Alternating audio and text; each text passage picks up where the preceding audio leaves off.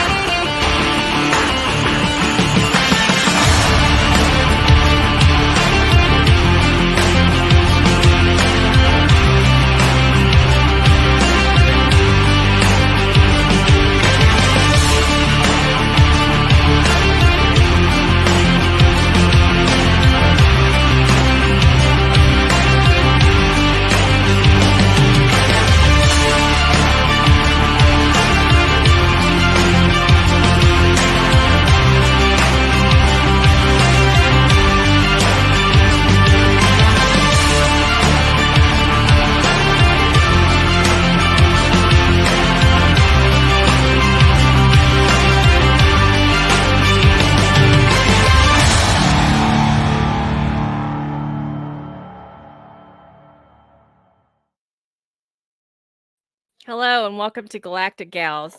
You're not seeing things. That's not Michelle. That's Gary. Welcome to our Thanksgiving special, everybody, because we're going to be roasting a turkey today.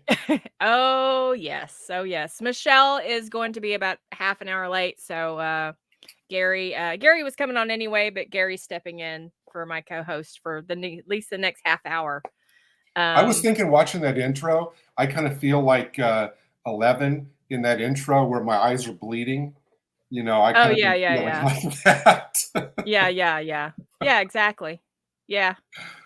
So many people that need to be thrown out of that intro now.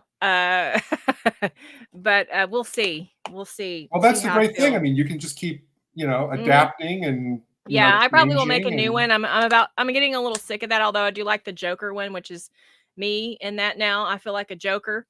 I feel like a little bit of a clown, but for actually even trusting at all RTD and getting comfortable. But can I just say that Archer Collins' comment in the chat is, while interesting, is probably not true. That where it says maybe Michelle just identifies as me. Oh, yeah. I don't know. I'll have to ask her when she comes on. Do you identify as Gary? I hope not. Well, maybe Gary identifies as Michelle right now. I don't know.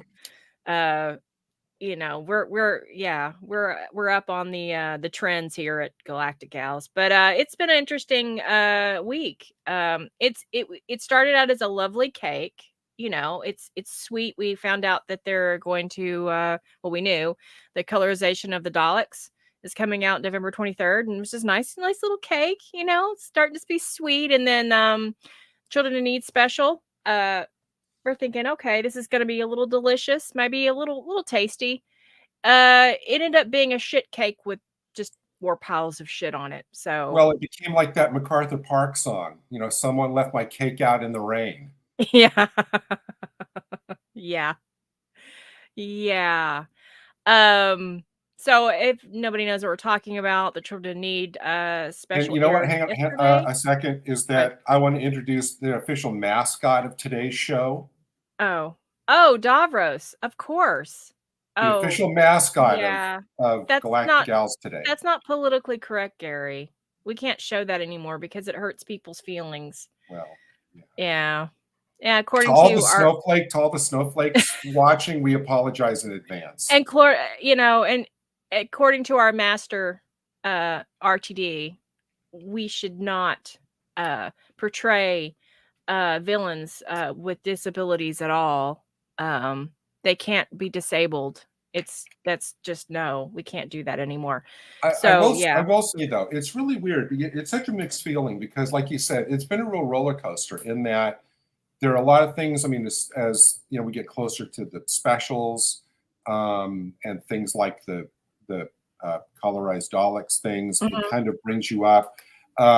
There's been a whole slew now of stuff like BBC Radio is having a whole slew of interesting Doctor Who specials this week, which are worth turning. Some are really worth tuning into, and it's free, so that's great. And then then you don't have really time to enjoy it before the rug gets pulled out. Yeah, and it kind of felt like that yesterday, and like we were talking in the back of the green room that this is major. This isn't just a minuscule thing. I know some people are trying to throw this off as well. It's it's just for the Children in Need special. If it was that, I would understand. Okay, fine, get it, great, wonderful. It's not canon. It's just for fun, right? But RTD's saying this is canon. This is Davros 2023. Yeah, we should probably just take a second for you to kind of just establish the context, kind of like of what we're talking about in terms of. But so basically and I actually have screenshots. I will show you actually. Oh, sorry, that's the wrong screenshot. No, that's actually the right screenshot. Yeah. Just I don't know how that I believe me, I felt like Fred Sanford. I'm coming, Elizabeth. Right. Well, because it's not complete junk. It's kind of junky, but then there's real junk, and we'll talk about that. So we're gonna get into the Doctor Who Children Need. I took some screenshots because I think it's just easier than playing that. And I just want to. Here's your PSA from George Carlin. Political correctness is fascism pretending to be manners. And another PSA from John Cleese. The idea that you have to be protected from any kind of uncomfortable emotion is one I absolutely do not subscribe to. When you're around super sensitive people, you cannot relax and be spontaneous because you have no idea what's going to upset them next. If people can't control their own emotions, then they have to start trying to control other people's behavior. Truer words have never been said. And that's why I've been warned recently, don't go into university campuses because political correctness has gone from being to the point where any kind of criticism of any individual or group can be labeled cruel. The whole point about humor, the whole point about comedy and drama and sci-fi and everything else is that comedy is critical. If you start saying we mustn't offend them, then humor's gone. Then as far as I'm concerned, we're living in 1984. John Cleese, everybody. Truer words. Yep. Also, just wanted to throw this out there to, trigger some people. RTD, I hope you're watching and you're triggered by this. Even though this one wasn't your era, I probably should have put, Davros in the actual chair, in with the scars that you created in your era. Hypocrite. It's. I mean, for me, what happened was that I was watching it, and 3-minute children in need drama, because I thought, okay, this is the first. I went into this saying, okay, this is the first. This is going to be like the first quality Doctor Who we've had in 5 years. Doesn't matter. It doesn't matter if it's 3 minutes. It's the first. It's the first quality Doctor Who, and it is an indicator. I don't care that. I immediately dispense with the whole "it's just children in need." First of all, let me get that out of the way. That is a dumb argument, because back in 2006 or 2005 we had the Born Again Children in Need minisode, which was the bridge between Parting of the Ways and Christmas Invasion. It was the first little thing with David Tennant, which obviously is canon. We had Time Crash with David Tennant and Peter Davison, which is in the narrative of the show, and that's canon. And that was absolutely fabulous. Exactly. It wasn't so funny. You can't dismiss... It was cute, but it wasn't like hokey like this was. This seemed very like the Fatal Death. This is not the Fatal Death, RTD. Yeah, can't. No, especially when he goes on later. He's been saying, "Oh, this is absolutely canon." So I thought this is, and for the first minute of this thing, it was brilliant. I mean, when they introduce, you don't know kind of what's going on, and then you realize that's Davros. You go, "Holy crap!" And then we'll get into exactly how it all falls apart. This shot right here where you're seeing the TARDIS. I mean, if you don't get chills and you're a fan, you can't help it. You're gonna get chills seeing the TARDIS flying around the universe. And I thought this shot was nice. Yeah, that was great. And then of course we see, that at first I didn't know if this was Davros. You're right, I didn't know. And then, obviously as it goes on, I just realized, oh, it's not just a Khalid, not just one of his, his minions or whatever. And he could have done that here. He could have put anybody in this role. He didn't have to use Davros. He could have used somebody that works for him. And you hear Niter over the intercom too. Yeah. So why didn't they use something like that? I mean, because you might as well. This is just a regular guy that looks like he hasn't slept. He has asshole eyes. He hasn't slept in 20 years. It sounds like Davros, but it's not exactly, because it's not through the machine, and it's not, and I was okay with it, because I'm thinking, okay, this must be before the accident, right? Before he was disabled. So fine. So I'm going along. It's fine. But then you get, and I thought the Dalek was cool. I like the way that they did that. I'm trying to be positive before I get negative.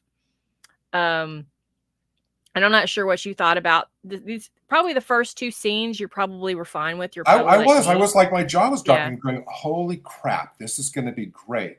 And then it just kind of goes off the rails. But I mean, we'll get into details, but even at the end of this, I thought, well, there was, okay. I thought, well, okay, there was some great stuff mixed with some silly choices, which we'll talk about. It wasn't until later on in the day that I had a chance to watch the Doctor Who Unleashed, which to me was like 10 times worse, but we'll get into that too. But you're right. Some of these early shots were just like great. I said, it was a hokey joke about the naming of the Daleks or whatever. That was stupid.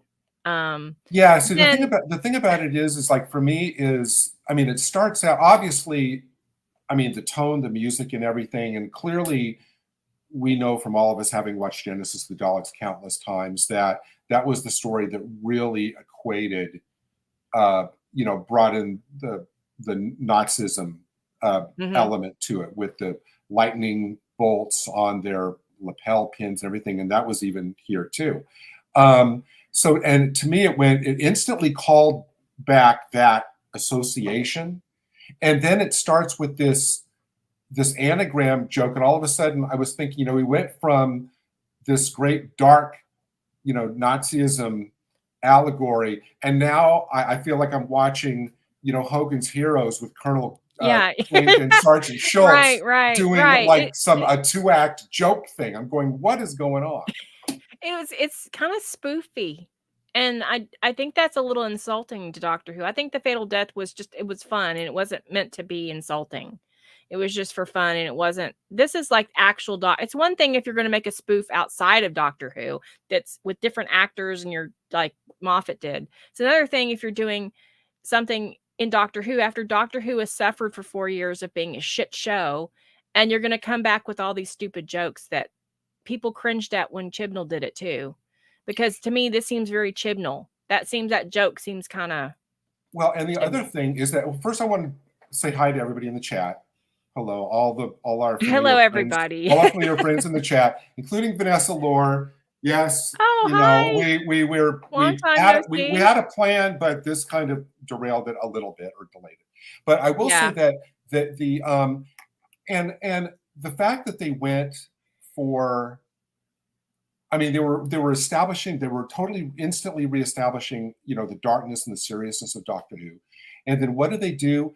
They go for the laziest, most overused cliche joke about the Daleks, which is the sink plungers. Right. Instead of, for the appendage, is a sink plunger. That is the laziest, most overused trope for Daleks. And I thought, really, that's what you're going for, like multiple times during this little segment, is that it's a sink plunger. It's a sink plunger. It's a sink plunger. And then it's like, that's all you have, Russell? Seriously? Because now what you're doing is, instead of reestablishing a firm, serious foundation, that Doctor Who is a serious show that you can watch and it's not a joke anymore, he is undercut instantly, not even in a clever way, like the Curse of the Fatal Death, which was not, it wasn't making fun of the tropes. It was kind of, mocking them, but it was clearly done out of love, and it was a quality thing. But this is just like, well, what kind of a joke can we make about Daleks? Okay, the sink plunger. Oh, okay. It's like, so lazy. Yeah. And another thing is, I remember watching it, and then the hokey music in the background sound like you mean the Teletubbies soundtrack? Well, or like a really bad rendition of Benny Hill. And it's just kind of like, really? I was thinking to myself, like, Doctor Who needs to shake things up and be cool again. Oh, wait, we had that with Peter Capaldi, and they didn't want it. So did and this is a serious question. Did Murray Gold do the music? I don't know, but if he did, I'm seriously, dude, get off the drugs. Like, I really hope you didn't, man, because you need to just, lay down the crack pipe, because that's bad. Yeah. That's really bad. In fact, it bothers me so much that I feel like going in and not even looking for Murray Gold music, just looking for something that would sound cool and put it over it, because it bugs me so much. And not only that, he has to come out, and of course he's going to acknowledge that she's going to be acknowledged, right? But right on the get-go, he comes out and he says, like, 60 minutes ago I was this really brilliant woman, and now I have this old face. Well, wait, and when he said that, the first thing I thought of is, when were you a brilliant woman? Yeah, if you were a brilliant woman, we didn't see it. Well, maybe there was another female regeneration after Jodie, but before him. And you gotta figure, like, regenerations, kind of that rattles their brain, So we could look at it that way, like, he's a little off, he's a little rattled. Well, I will be to be a sad fanboy. I will say that the story that they've been running in the Doctor Who magazine for the last year and just finished, called Liberation of the Daleks, which is like a 14-part doc, starts immediately after with the scene on the cliff. And it's in canon because RTD helped kind of organize the story, and he acknowledges that it was in canon. And it ends with something happening to the controls, and you get the impression that the TARDIS is kind of then heading on its own to Skaro, which tracks with the TARDIS being out of control and crashing into Skaro here. So it does fit linearly, like the last Jodie episode the liberation of the Dalek story, and then this, because the story takes place over that short amount of time. So that's how that tracks. But RTD, like, here's the thing, like, not that I don't, like, I have read some comics, but it's not really like I don't go out of my way, okay? Right. Here's the thing. You're supposed to get new viewers, right? Mm-hmm. But yet you have to read a Doctor Who magazine comic over weeks to get the connection to that. And months. Like this story has been going for a year. So he's just contradicted himself so many times now. I want to bring in new people. I want to do this. It's not for kids. It is for kids. This is why I didn't want to put, change. I wanted to change Davros not to film the disabled kids. Is it for kids or not? And would you explain to me why in this line, 60 minutes ago, I was this really brilliant woman. And that reminded me of the line from Spyfall where she says, I got an upgrade. Why do they need to keep explicitly trying to validate Jodie's doctor in dialogue? Why do they feel the need over and over and over in the dialogue to keep validating her? Right. Like, oh, I got an upgrade. I was really brilliant. They've never done that before. Why do they feel they have to keep doing that with her? Jodie has been photobombing everything lately. Have you noticed that? It's like you get Tales of the TARDIS. You got to look at that stupid campfire TARDIS thing that Nicola Bryant almost tripped over. It's like she's like the worst photobomb. And it's like, I get she's got to be mentioned at some point, but I've never seen a doctor so mentioned ever. They didn't really mention Tom Baker too much, or and the Peter David. They did, but it wasn't like they just kept on like, when I was the fourth, or or when I was this, or when I wore a floppy hat, and they do mention it. But it's like she is mentioned more than any doctor before her. They have to know that she's incredibly unpopular with the general public and the fan base. And I don't know whether it's they just are, conceding to, their agenda masters and saying, no, she's gone, but you got to keep pushing her. Doesn't matter if she's not there anymore. Right. And it's like, I also feel like that he's poking the bear. Because he's stated that she was fine. The Timeless Children was fine. Everything was always brilliant. Chibnall's brilliant. I mean, he said that in recent weeks. And it's kind of that was just for anybody, what Ian's talking about. I guess there was a comment made. I don't know if it was a convention or interview, whatever, or a fan asked or whatever explicitly, are you going to retcon the Timeless Children? Yeah. That was so upsetting. And I never thought he was going to. And he said, no, he goes, I'm not going to rewrite what my good buddy, Chibnall did. It's just fine. And as you and I have discussed a lot, it's fine if he wants to be a professional, say, I'm not going to, piss over what a colleague did. That's fine. But when he then pokes the bear, as you said, and says, it's just fine, that was like a step too far for I really think just keep it on about it. Like, it's almost like, dude, you just, because I don't understand how you could be such a misogynist, You know what I mean? It's like, I don't understand why you don't like it, so I'm gonna just dig in and really just, because shame on you. For those who actually watched the actual broadcast, I mean, they had a beyond cringe-inducing little intro to the skit. I'm not dignifying it by calling it a minisode. Yeah. I'm calling this a skit, not a minisode. But, where some guy came out of the TARDIS on the stage dressed as Tom Baker, and this woman who I guess is apparently some kind of national comedy treasure, in the UK, came out with just this embarrassed, and she was prancing around in the Jodie thing. And it's like, really? Seriously? After watching The Unleashed, which we will rewatch that little part where RTD basically puts his foot in his mouth and destroys whatever he is trying to do with Doctor Who from here on out, as far as viewing figures. yeah, I couldn't be bothered. I just couldn't go back and go, and I had a rough night with them, just basically saying that Davros is that's the past, and we've got to go forward with the 2023 political correctness of he can't be disabled because we don't want Davros to represent anyone disabled, and because we don't want to think people are disabled or evil, which is who thinks that.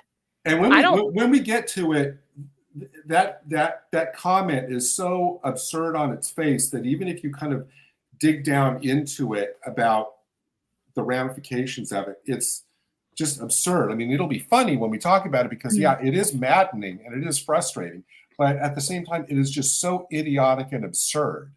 And I just think the whole thing, and Julian Bleach obviously did a great job. Yes. As always. And I'm sure he was very happy not to be in the makeup. I mean, I don't blame the guy. I mean, that's got to be hours of grueling makeup and uncomfortable as hell.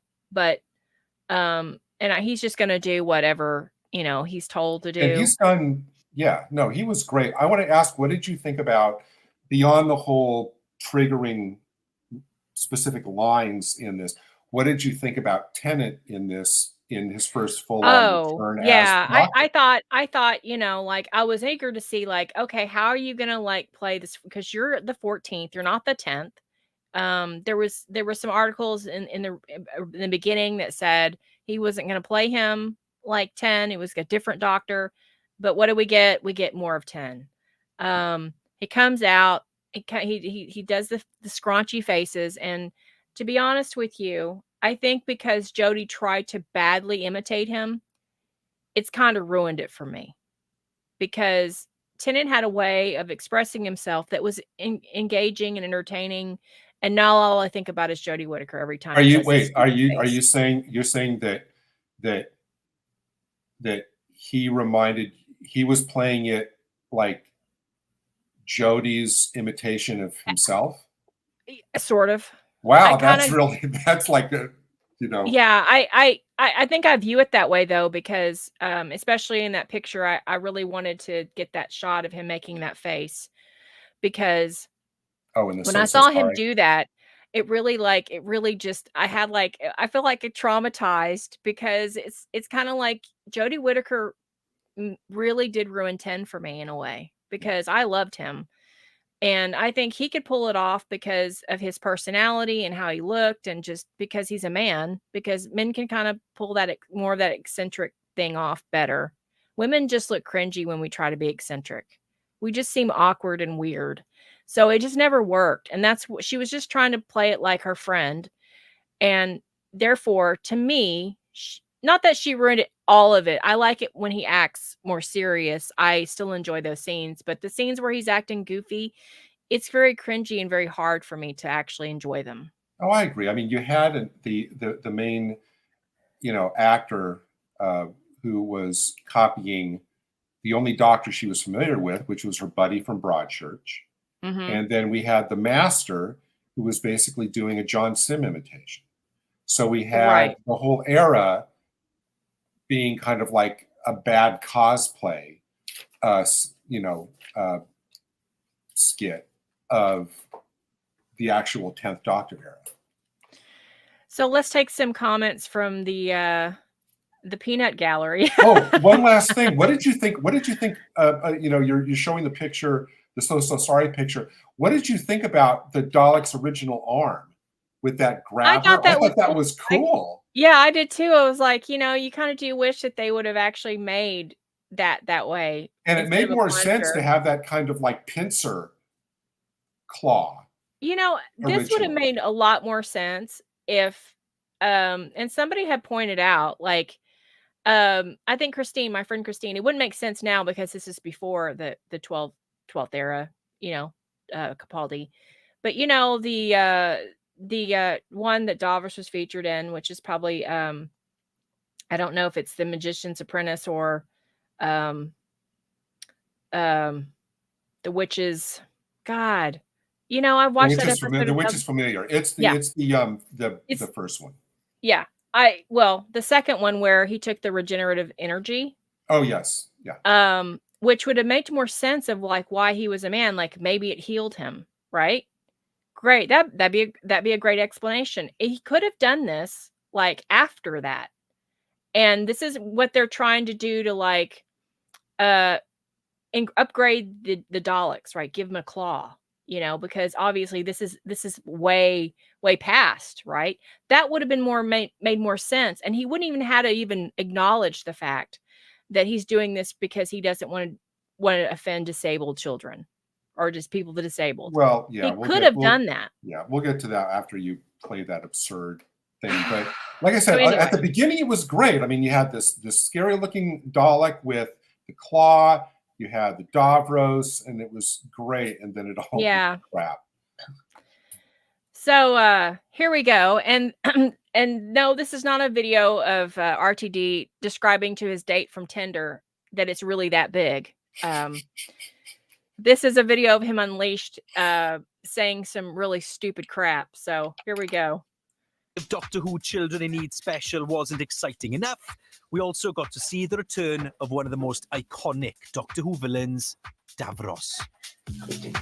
A brilliant scientist from the planet Skaro, Davros first appeared in Doctor Who in the 19... And let me just add something here, because I was watching this last night again, and I was like, okay, they want to play this on children in need because they don't like want to offend like the disabled children, but they're playing old video.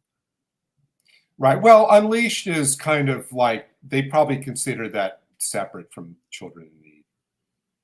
But no, you're right. I mean, they did. But you know what I'm saying? Yeah, like, they played the promo. Yeah, you're right. They're talking about the Children in Need special, and then that they're playing, and then he's going on about how, he didn't want to do any of that to offend children. But I don't know. Maybe when I was a kid, I liked to watch these types of things of my favorite shows. So I would think that, if kids want to see Tennant again, they're like, oh, they're playing another show, and they may watch it, and they're seeing obviously Davros in a chair. Right. Everybody knows who Davros was. It's not like he hasn't been seen since. Right. It's like he acts like that, yes, it's the past, but we'll get to it. But yeah. Okay. 1975 story Genesis of the Daleks. He was depicted as a wheelchair user with a disfigured face and a fanatical dedication to the Daleks. But on set today, Davros is looking quite different. We had long conversations about bringing Davros back because he's a fantastic character. Time and society and culture and taste has moved on, and there's a problem with the Davros of old in that he's a wheelchair user. Pause this for a second. Pause for a second. Okay. And everybody pay attention. I don't know why I noticed this, but I couldn't unsee it after I first saw it. Pay attention to where the first time he mentions about the concept of, and it's just coming up in a second, about where he mentions the concept of associating disability with evil. Watch his hands as he's saying this, and look what he's doing with his hands. That's all I'm going to say. Go ahead. I had problems with that, and a lot of us on the production team had the problems with that, of associating disability with evil. And trust me, there's a very long tradition of this. I'm not blaming people in the past at all, but the world changes, and when the world changes, Doctor Who has to change as well. We can evolve, we can start anew, we can become stronger. So we made the choice to bring back Davros without the facial scarring and without the wheelchair or his support unit, which functions as a wheelchair. I say, this is how we see Davros now. This is what he looks like. This is 2023. Oh, you mean the middle finger? Lens. Yes. This is our eye. Things used to be black and white. They're not black and white anymore. And Davros used to look like that. And he's basically pulling up a middle finger to all the fans. Yeah, I don't know why. I may be reading too much into it, but that was glaringly. I don't know why I didn't see that because, yeah. Let's see if I can. And Davros used to look like that, and he looks like this now. And that we are absolutely standing by. I think because it's Children in Need Night, it's a night where issues of disability absolutely standing by. Wait a minute. And that we are absolutely standing by. I think because it's children now, and Ross used to look like that, and he looks like this now. And that we are absolutely, they're not in black and white anymore. This is our eye. Things used to be black and white. They're not in black and white anymore. I And don't know. Davros used to look like that, and he looks I'm like gonna have this to make a now. screenshot of that. And that we are absolutely standing by. I think because it's Children in Need Night, it's a night where issues of disability or otherness or being excluded from society come right to the front of the conversation. So of all the nights to make this change, I think it's absolutely vital to do this. And I'm very, very, very proud of the fact that we have. Okay, cut that. But that doesn't even, that in itself doesn't even make sense, because if he's saying that we have to fight against disabled people being seen as less than or excluded or put to the side or whatever. First of all, it's not a wheelchair. It's a life support system. So, can we get over that absurdity? But Davros is, next to the master, the Doctor's greatest, most formidable enemy. And I don't think anybody has considered Davros a weak villain or whatever because, he's in a wheelchair, so that makes him, impotent or less than or not a threat or not a problem. I mean, Davros is very formidable and powerful, and the fact that he's in this life support system doesn't take away from that. Well, so for RTD to say, well, we can't give, I don't know what he's. Yeah. Well, first of all, he's a hypocrite because in the same breath, he has a obviously Arabic descent man in playing an evil villain. And he obviously has no problem with that. Oh, you mean the guy with the pad? Yeah. Oh, okay. I mean, he's obviously not a white guy. So, and also the fact that he has no problem making a white man a villain or anyone a villain, except for anybody that is of like LGBTQ, anybody that's a minority, except obviously this guy that's in the, hey, Michelle. First of all, Finally. I think that this was an incomplete title for the show. I think they should call the show Doctor Who Unleashed from Reality. Right. Would have been a better title for this episode. But right. The fact that, I mean, like I said, has anybody since 1975, or if you didn't see Davros until he came back in the David Tennant era, Right. has anybody ever, anywhere, drawn a correlation between Davros and by extension the Daleks and disabled people?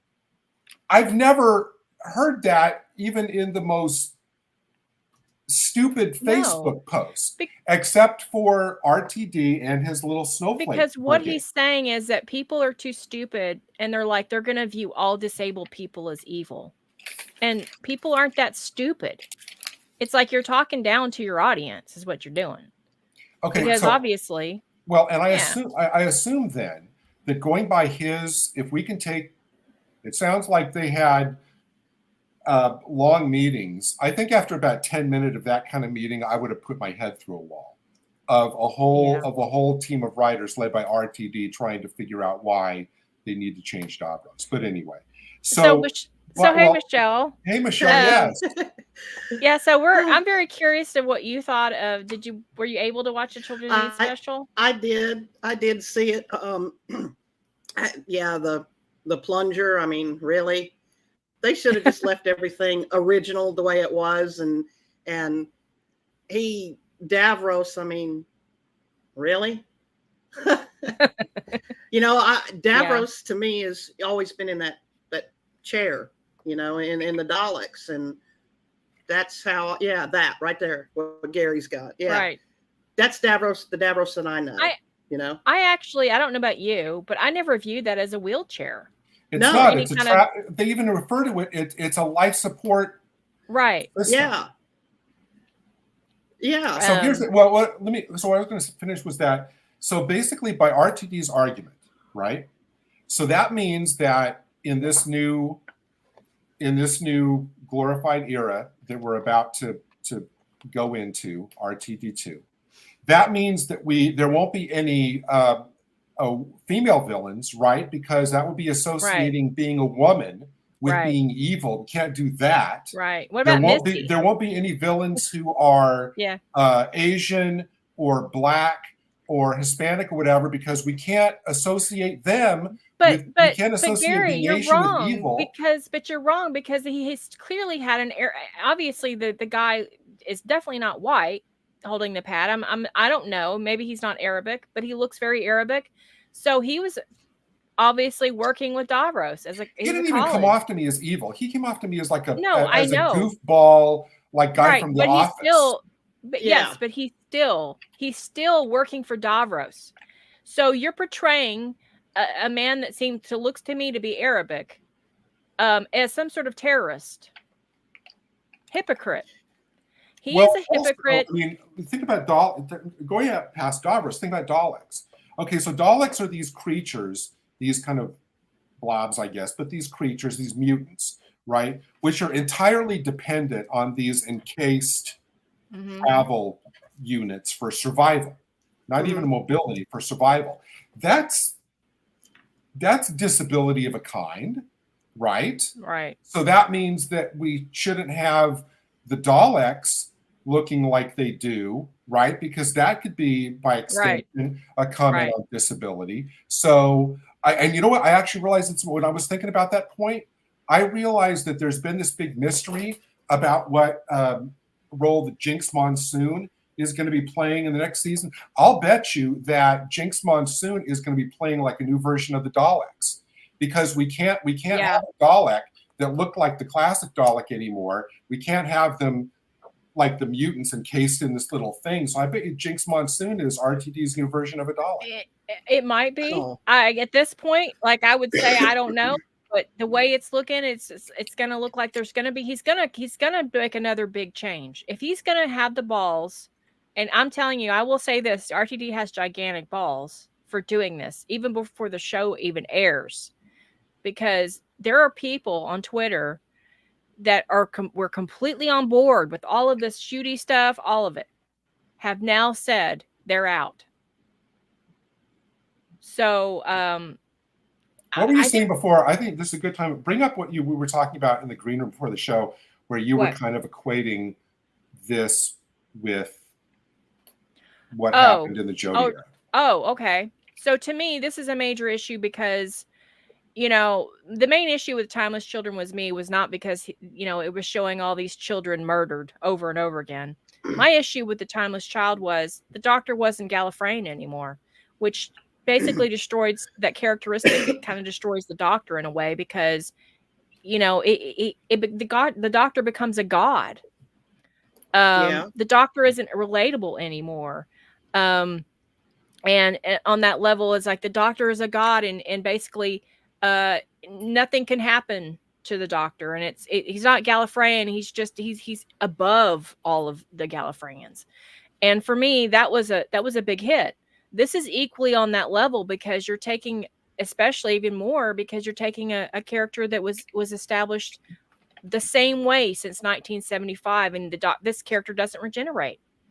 So the only reason he's doing this is he said it was for political reasons and for pandering, because this is obviously a pandering move. This is why he's doing it. He wants to pander to this very small demographic of people that doesn't encompass the entire fandom. Most of the fandom, even if they're on the left, aren't in this group.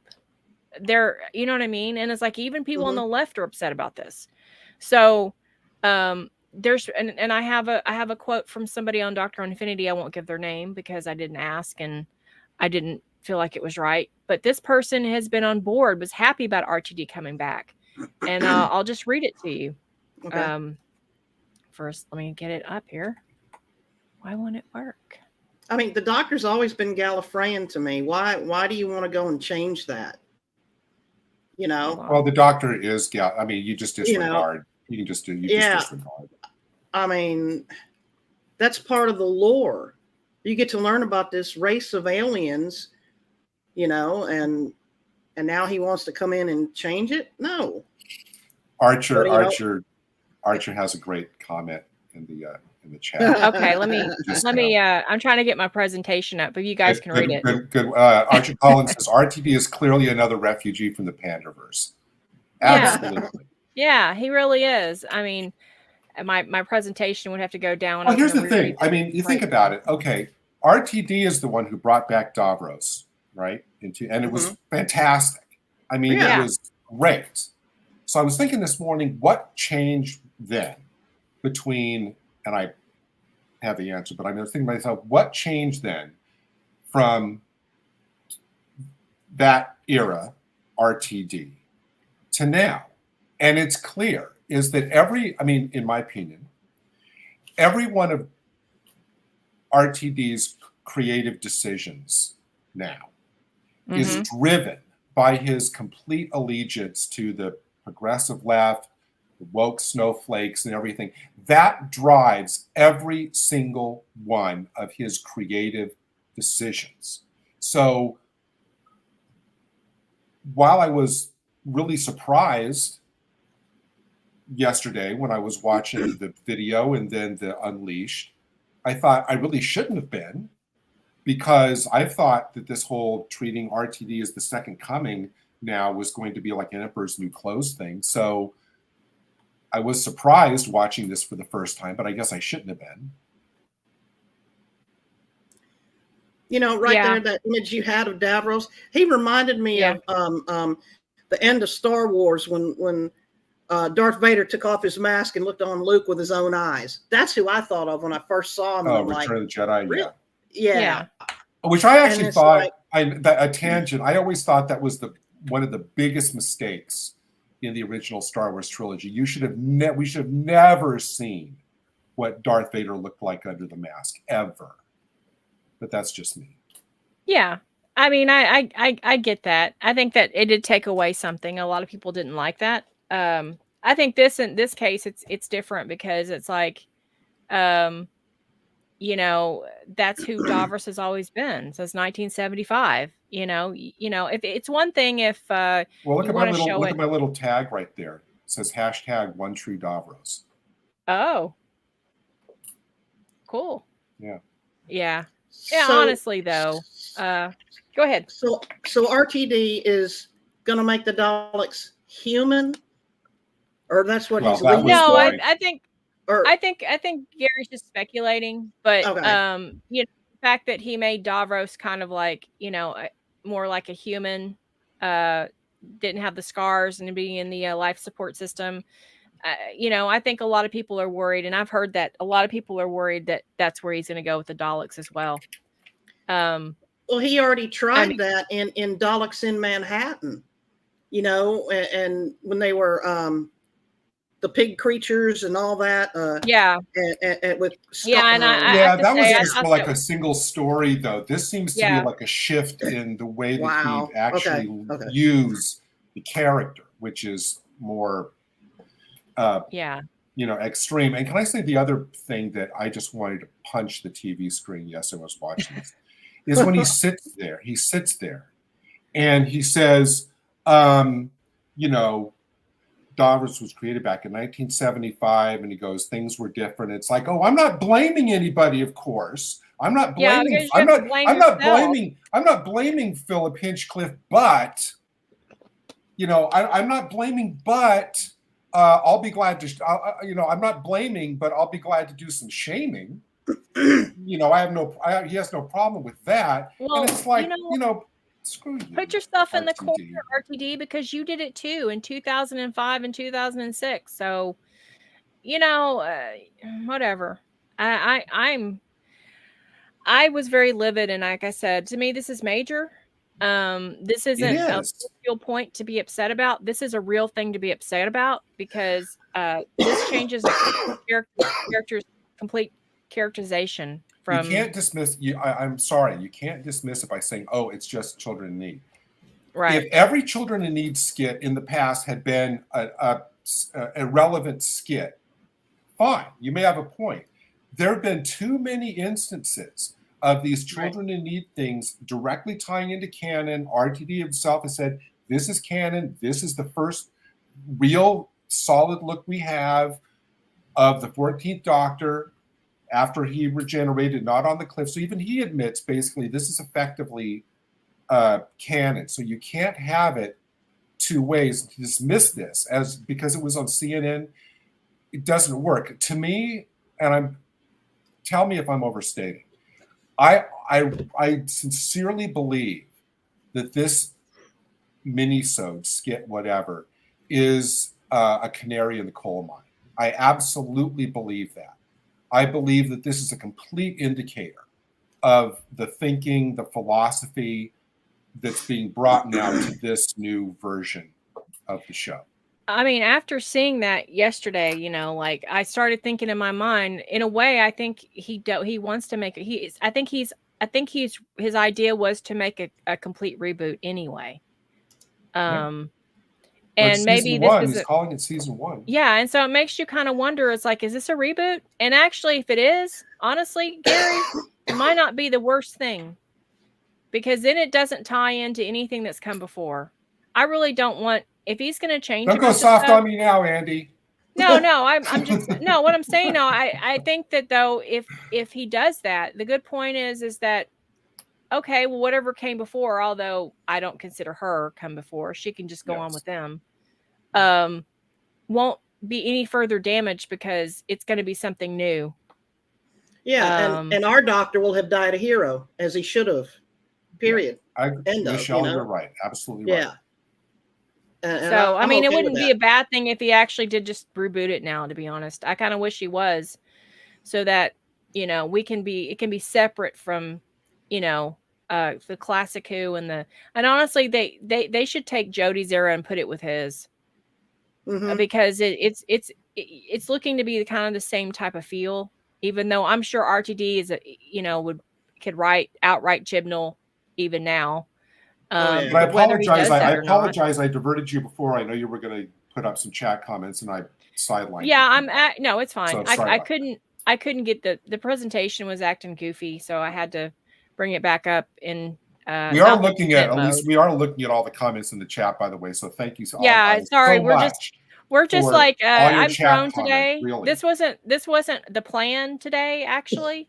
No, but after seeing, I mean, we still are going to talk about that. But so after seeing, it was going to be unicorns and rainbows today, everybody. We promised. Yeah, it was supposed to be something really but positive. All of a sudden now it became like post-apocalyptic Terminator stuff. Right. Because after I watched Unleashed last night, I told Gary in the green room, I became unleashed. So I became obsessed with doing this because I feel like it needs to be said, because this isn't minuscule. This isn't, and I've been pretty, okay, I don't know if it's going to be good or bad. I've kind of been in the middle, and I've kind of held off in saying too much. But in something like this, I've seen it. So now I can talk about it. Yeah, which is and everybody in the chat is coming up. I mean, it's a great chat this morning because everybody's having really solid points. I mean, it's not just like ranting like I hate. I mean, all the points that people are coming up with in the chat are really well thought. So I think that's great. I don't think people are hating this to hate. I think that's the misconception. That people just don't want it changed. Yeah. No. And I said 2 weeks ago, I don't have any problem with RTD coming in, doing some, shooting and all that. That's fine. But when you start not honoring what came before, that's when I'm going to have a problem with you. Yeah. And so now I'm having a problem with you. I think they should have made this skit about Benny myself. No. Yeah. So I was going to read some of the chat comments and I got distracted. I'm sorry about that. So I'm going to go. Sadako, how are you doing? Haven't seen you in a while. Inchcliffe was always a better showrunner anyway. RTD just got more budget and couldn't act nearly as professional relating to the fans. Yeah, that's absolutely true. Yeah. And honestly, I've said this. I wish Moffat was coming back. And I'm sick of Moffat. Yeah. But I would trust him with this. I'm over, and I say that, but he might be just as bad or worse now. But he's made comments that Doctor Who isn't just for the people on the left. And then RTD basically dissing Hinchcliffe during that, not explicitly, but clearly as he's talking, just that pissed me off. Well, he should diss himself because he did it too. Hypocrite. Vanessa Lore says Jody Zera is totally better off there, but there's no way RTD is going to allow her to upstage Tenet. Well, I mean, that's a good thing, but I don't know. He's still kind of doing that because, she's photobombing everything. And it is more obsessive than before, excessive. Even and with, RTD has said that your favorite episode, Andy, Flux, it's going to be in there. Is going to be referred to, right, to some exactly. degree in the second special. Right. While beyond. Right. Remember you were going to throw up when I mentioned that.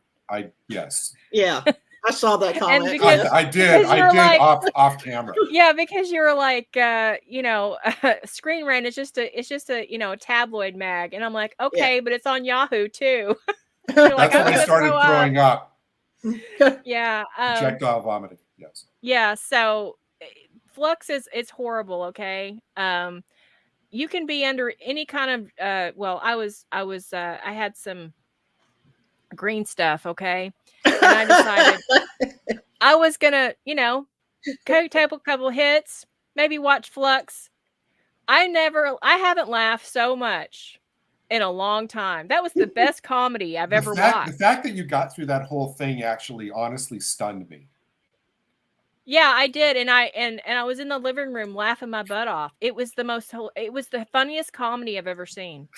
Like, it really was, and it really kind of made me feel better because I was like, wow, this is so bad that it's almost good in a weird way. Man. Like, it's not good, but it's like if you ever decide to, do some shrooms or I don't know, get a little high, do Cheech and Chong stuff.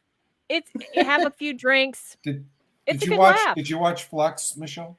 No, but Tracy said he wants to watch her and just see what, why they went that way. I'm like, I don't know if I can sit there and stomach through it from the clips I've seen. I have a suggestion. Yeah. Turn on one of your stove burners. Let it get hot. Have him put his hand on it. He'll have more fun doing that than watching the Jody era. I don't know. Like I said, I think it depends on if you're under the influence or not. I think it also depends on where you are in your life. And I was at a point where I didn't care. So it was like, and honestly, it makes none of it makes any sense. I don't even know what Flux is about. I watched it once.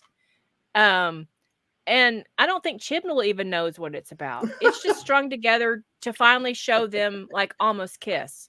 That's the whole point of Flux. For God's sakes. Elizabeth Knightsbridge in the chat has a great comment. The comment that she just put. For me, the thing about Davros is saying just because you're disabled doesn't mean you can't be an evil badass too. Yeah, exactly.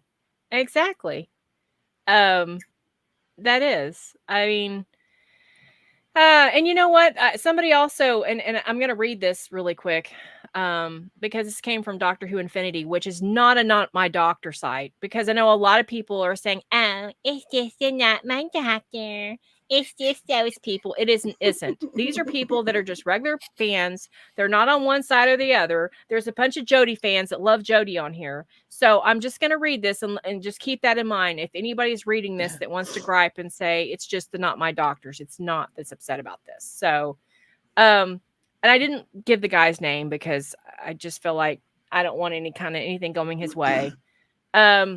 He said, to begin with, some people are saying that it's just set before Davros was injured. This is not the case. RTD has confirmed in the Radio Times that they decided to retcon Davros. He is no longer disfigured and confined to a chair, something which RTD says that he is very, very proud of. Now, moving on to my perspective as a disabled person who has been dependent on a wheelchair for over a decade. I really don't like it when able-bodied people make decisions like this for my benefit, and then they peacock around and how great that makes them. Davros is an iconic character with an iconic look that spans decades of fiction. To throw that into the trash because you think it's a bad look to have a villain in a wheelchair is ridiculous. Here's the dirty little secret, Russell.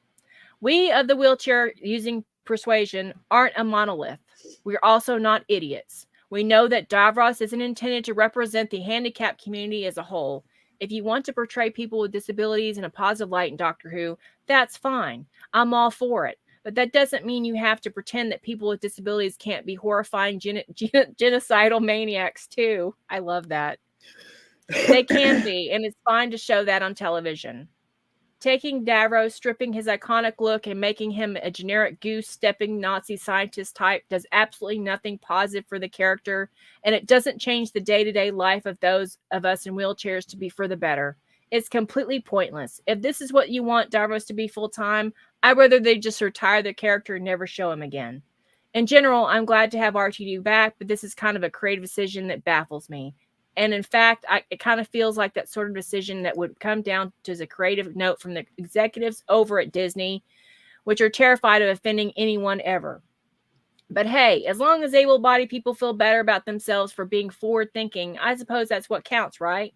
I love it when someone who has never even had to contemplate spending the majority of their life confined to a chair decides what should or shouldn't be shown to me on TV because I may or may not find it offensive in some way. It's totally thrilling to see one of my favorite TV villains, one whom I've had in the past, dressed as for Halloween, because being in a wheelchair really made that a lot easier for me to do. Stripped down to a generic visual husk of his former self. Cheers, Russell. I'm happy you're proud of yourself. That is like, I saw that and I like to fly. That is astonishing. That is a mic drop comment. Boom. 2 words. Stephen Hawking. Yeah. Yeah. I mean, you have to, Andy, you need to send me that on Discord, please. Yeah. I want to have a where did you find that? It's on a forum, Dr. Hunfinity. Okay, send that to me on Discord. Poster. I want to keep that. Yeah. And I can, I can actually show you who actually said it. I mean, I just thought about sending him a message and saying, "Wow, you basically made all the points that I wanted to make." And it wasn't a rant. It wasn't like an over emotional diatribe. It was a well reasoned, right, articulate. Whoever, I don't know if the off chance that whoever wrote that is watching, but that was an amazing piece. And there's others. It's like I didn't have time to there's just tons of others. Wow. So what do you both think? Because like I told you on the pre-show, Andy, scanning around Facebook to the people in the sites I follow, a lot of whom are in the chat now, we've been kind of trading comments this morning. This is not, what you just read is not an isolated thing. All over Facebook, nobody is happy with this. So where do you think it goes? Because like I said, they're already starting filming season 15. If season 14 is a train wreck, they can't course correct. Right. They can't. But I think that this is the point where he's going to either have to start, backtracking and start, kind of like changing his, basically trying to repair something, because this is big. It's not just a certain sect of people. It's people that are just on both sides of the aisle. It's not just right. It's not just left. It's everyone. It's everyone that loves Doctor Who. The only people that are okay with it are the typical Jodie supporters. And I'm wondering, like I said, not that I'm telling anybody who likes the show to run away, but I would have thought that Jodie supporters by now would have found something else. You know what I mean? Well, no, because they're still being fed. They're still being fed. You want them to leave, you have to stop feeding them. And RTD's feeding them by letting her photobomb, by putting her little Lego-looking trash fire in the tails of the TARDIS that Nicola Bryant trips over. So, if you keep feeding them, they're going to stay around, and they're being fed. Jodie supporters won't watch it. They'll watch it. They'll watch it so they can hear about how wonderful Jodie is, because that's going to continue. Vanessa has a good comment that I actually agree with. She said, if people blame Moffat for everything, and RTD's always gotten a pass. Yeah. So it's the only thing that pisses me off about the Moffat criticism. It's true, which is why I'm thinking this is going to be really interesting to watch, to see how the reaction for this plays out. I think it's going to be really interesting. I think a lot of people are going to be pulling out those "Do you miss me" Moffat memes. I think that's what's going to happen. Oh, well, I think, agree with you. I mean, if you said it in the pre-show, I think you should say it now about Moffat. About you thinking, I wish he was coming back. Yeah, I wish you he was the him. one. Yeah, I do. I do. I trust him more. I think he's much more, yes, he's at the left, but I think he's much more logical. And he sees the bigger picture and what could happen if you start really, I mean, obviously a lot of people blamed him for the whole female doctor thing, but I think that was just the BBC wanting that. Garbage says able-bodied people aren't happy with this. Disabled people aren't happy with this. Classic fans aren't happy with this. What is RTD doing? Well, you know what Garbage RTD is doing is, and we showed right before Michelle, you came on, we showed that clip from the Doctor Who Unleashed from Reality show, where RTD basically, when he's talking about this whole idea about equating disability with evil and why, I told everybody, watch his hands. And he basically is gesturing with like the middle finger. It's clear if you look for it and see it, you can't unsee it. It's totally there. Yeah, rewatch it again because I was like, oh my God. Yeah, it was. That's what he's doing. He does. That's what he's doing. Garbage. He doesn't. He's on his own little. I can rewrite history because I'm God. Because the fans were so hard for quality Doctor Who, and if you've spent 5 years in the desert looking for the smallest drop of water, you will take anything you're fed, even if it's bad. And RTD knows that, and he has elevated himself now, and he thinks he's complete control. We just have to kind of suck up whatever he chooses to give us from now. And I mean, this actually, okay, like you said, season 15 is already like written, right? It's being filmed right now. Yeah, so it's being filmed. So it's been written, it's been filmed, or it's being filmed. So, I mean, but he could still now, if he hasn't gotten to where he's showing Davros, he could backtrack it if he sees any kind of, and I think that's why it's important to speak out, although he probably doesn't care. But at least if you get your thought process out there and he sees that there's a lot of backlash for this. And I think there is. I think that they don't want you to view it that way. They'll view it to where like, oh, everyone loves it. Most fans love it. The only ones that don't love it are the Not My Doctor fans. That's absolutely not true. There's people that are even not even in My Doctor that find this insulting. So, I mean, like I said, I understand. I mean, I understand how it's happened. Like I said, the fact that everybody was so. I mean, the fact that when they announced RTD is coming back, it was like the second coming. Yeah. Because everybody thought, oh, that means automatically we're going to get exactly the way it used to be back. And it was like, no. I said, just look at every single show that he's done since then. Look at all the interviews and the articles that he's done. And it is suffused with this stuff. And I always thought it's been a mistake for people to blindly assume it's going to be one thing when there's no evidence. Oh, no, I think the best thing to do is kind of like say, I don't know if it's going to be good or bad until it airs. Because really, you don't know. Like now we're seeing more of the fruits of it. Now we're starting to see like what direction. I mean, we kind of started seeing that with when he announced Judy. And we were worried then a little bit. And then when the articles about Judy start coming out, then you start seeing like a path a little bit more. But when you start seeing actual footage of him actually doing something like this, yeah. You mean Judy or RTD? RTD. So, I don't know. I feel like we should need to play like taps or something. Well, like I said, it's frustrating because I can't, in all good conscience, totally hate the skit. Because like I said, for the first minute and a half, I was completely sucked in. I was. I mean, there was some great stuff there before the Teletubbies music started and what you call the Benny Hill music.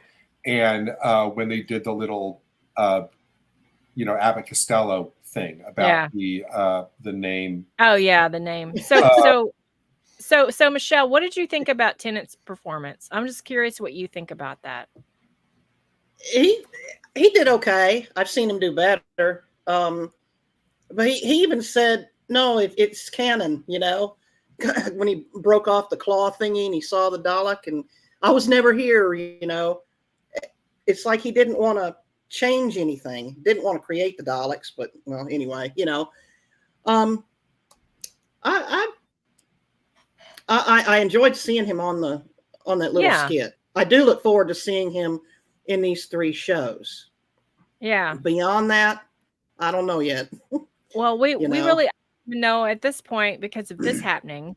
I was kind of like really excited about the 60th. I'm not so much now, because if RTD is gonna do something like this in a children needs special, I don't know if even the 60th is safe. Yeah, I've seen the comments where it's like it's a show now. It's not going to be for children, and it's going to be the second episode is going to be like a darker version. I'm like, I'm okay with dark. That's fine, but it's still supposed to be a family show. Now, if you're going to battle evil to save good, fine, but don't just keep going down that dark evil path, And that's it. Kind of looks like where we're headed. And I really hope that he doesn't, like, going forward, and the 60th won't, but I don't know. I hope he doesn't start going down the path of, like, let's make Doctor Who into like a Torchwood, because that's a little concerning, because it's like, you're saying this Doctor Who's not for kids anymore. So what are you saying, Russell? Are you saying you're going to have cursing in it? Are you going to say it's rated M? Maybe he'll bring back the Cyberwoman. Oh no. No. Isn't it sad that when anybody says Torchwood, that's the first thing I think of is the Cyberwoman? I think of the bathroom scene. Oh yeah, me too. And I also think of Spike kissing Jack Harkness. Oh yeah, that's the second thing I think of actually. I could have lived my life without ever seeing that. I've never seen Miracle Day. Honestly, it's been in my to watch list for like 10 years now. And it's never moved up. I think I got to Children of Earth, and I know Capaldi's in it, and I know it's great. But by then I was just tired. Yeah. I was just like, you've tired me out. I can't deal. I don't care for this very much. So you don't want Torchwood brought back? No. As a spin-off? No, I don't. I think it's an overrated show personally. I think there's some good elements, but I think it's just it's like a little kid deciding, ooh, I can make a show where there's cursing and sex. Yeah, well, they kept touting the whole adult thing, and it always struck me as it's like a playground. It's like a middle school playground idea of what adult is. Yeah, with more cursing, some kissing and sex and stuff, and that's their idea of adult. It was pretty graphic. I mean, it wasn't as bad as like some things, but it was like, I don't need to see that. Like, I don't need, that has no place in a Doctor Who universe, in my opinion. It just doesn't. I know it's not Doctor Who, but you're taking a name, as Torchwood is an anagram of the word Doctor Who. Right. And I like Sarah Jane Adventures much better. I always prefer that. Bye-bye. Bye. Thanks for coming. I wish we'd have been more positive today. Well, you know what? We're going to. It's the reality of what it is. You've got to acknowledge it. I agree with what John Steed says. I'm just holding out for the McGann spinoff. Yeah, that would be lovely. Even though this last, moment of hope, it seems got quashed, I'll never stop hoping for that. Oh, I hope the McGann is what we're all watching and reviewing next year, and it's a very big possibility that the 8th Doctor show will be great, and the actual Doctor Who, the current Doctor, we won't be watching. That's very possible. And I think that's a great idea to kind of throw nets out there and, okay, here's the 8th Doctor series, and here's the unit for somebody that enjoys that, and here's regular Doctor Who. I think that's a good idea. I will praise RTD for that. However, do not mess with the 8th Doctor RTD, because I'm mad now, but if you mess with the 8th Doctor, because his character is set. I mean, he's an so was Davros until yesterday. Yeah, right. Yeah, I mean, well, true, but I can't see the 8th Doctor swinging that way anyway. You know, I mean, I've been listening to a lot of the Big Finish stories with him, and I'm really getting to really, really, really, really like the Eighth Doctor, and I like how he goes brilliant. about things. Yeah, you know, and I don't want to see that change. I like his mannerisms and everything, and he needs to stay that way. It's great. Andy, did you see Sadako's? Yeah, I comment? did. This wasn't too negative to me. This actually cheered me up. Oh, I'm glad. That I don't know how, but maybe you had a good laugh. And what's the old saying? Anger shared is anger, or something like that. Yeah, it makes you feel like you have a community somewhere you can be yourself, and that's always important. Yeah. And I still stand by that we should watch it and then discuss, which next week we will be. I'm going to save time more than and welcome hate to it. come I'm in. going to save time and hate it now. For next week, you're going to? No, next season. Okay. Oh, okay. Well, yeah, but you're more than welcome to come back my next gut week. tells me the RT is going to play it safe during the specials because he knows there's going to be a lot of eyes on it. But you know what? He did this though, Gary. Like Yeah, I thought that too. But I mean, you know, it's like I feel like nothing's safe then. No, I agree, but Children in Need isn't as high profile as all these specials have been. I mean, people know it's there, but people think, well, if they missed it, it's like a 3-minute thing, whatever. But I'm talking about the publicity machine. Yeah, It wasn't there for Children in Need like it was for this. I actually think it's like Children in Need of an amnesia pill after watching this episode. do you really think kids watched it? Well, you know, if they I don't did, think they so. weren't traumatized by seeing Davros. Yeah, Honestly, I think kids kind of have tuned off of Doctor Who after Jodie Whittaker. I don't think they even care. I think the only people that watch this are people like us. I really don't. I think anybody who was tuning in, I think when they saw that stupid pre-skit with that woman prancing around in the Jodie outfit, they probably that sound you hear all over the country was the television's tuning off. You know, Right. It was like the Halloween 3 season of The Witch. Which is a good movie. That is an underrated it's a great movie.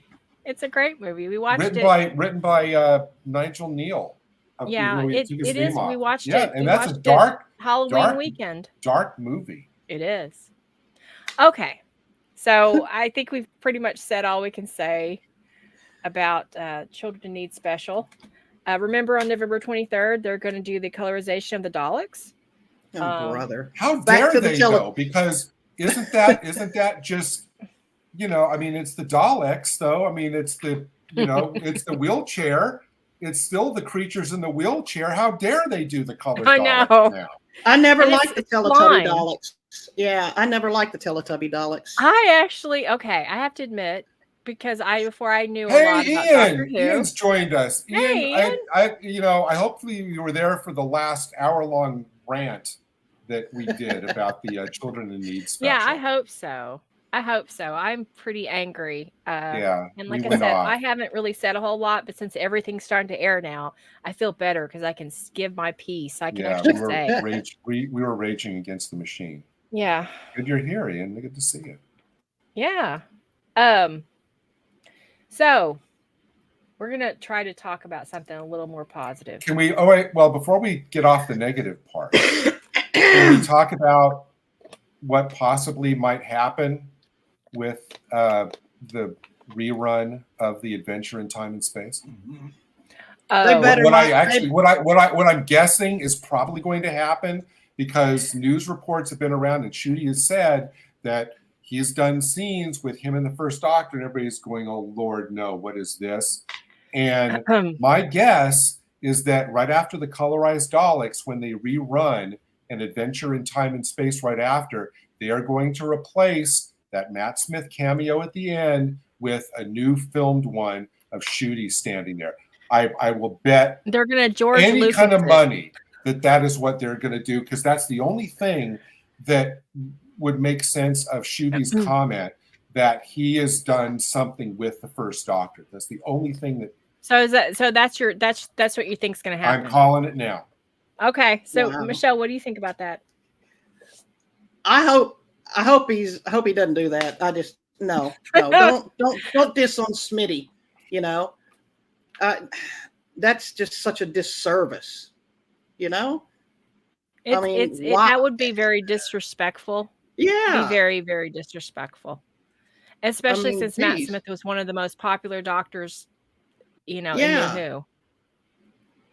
So, and he's my husband's he better favorite, not. So yeah, really, I'm telling you, if he does that, Gary, I don't really see it. But again, I didn't see him changing Davros either. But everybody hop on YouTube 10 minutes after that airs for a special Galactic Gals rant that night. I think if he does that, he's really shot himself in the foot. Actually, he's shot himself in the head if he does that. Now he's shot himself in the foot. Now, if he does that, he's shot himself in the head. It's over. Wow. It's over for him. If he does that, literally, his career is over. I mean, if they start calling it Adventure in Time and Space Special Edition or something, it's going to be something. No, Matt wasn't an RTD hire. And also he dissed him in the Hooniverse logo too. He didn't add him.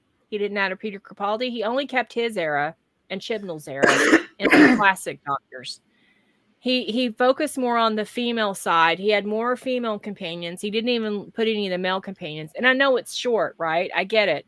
But it just felt like a diss to me. And then he has to put the destroyer of Doctor Who in it.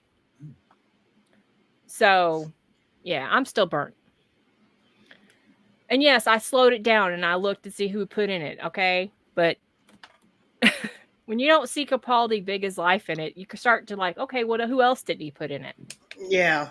But like I said, there's some, I will give them props for, even though it's been delayed, it seems like, back in the 50th, Moffat was trickling out little stuff all year, from Night of the Doctor to the Five-ish Doctors to whatever. It was surprises the whole year.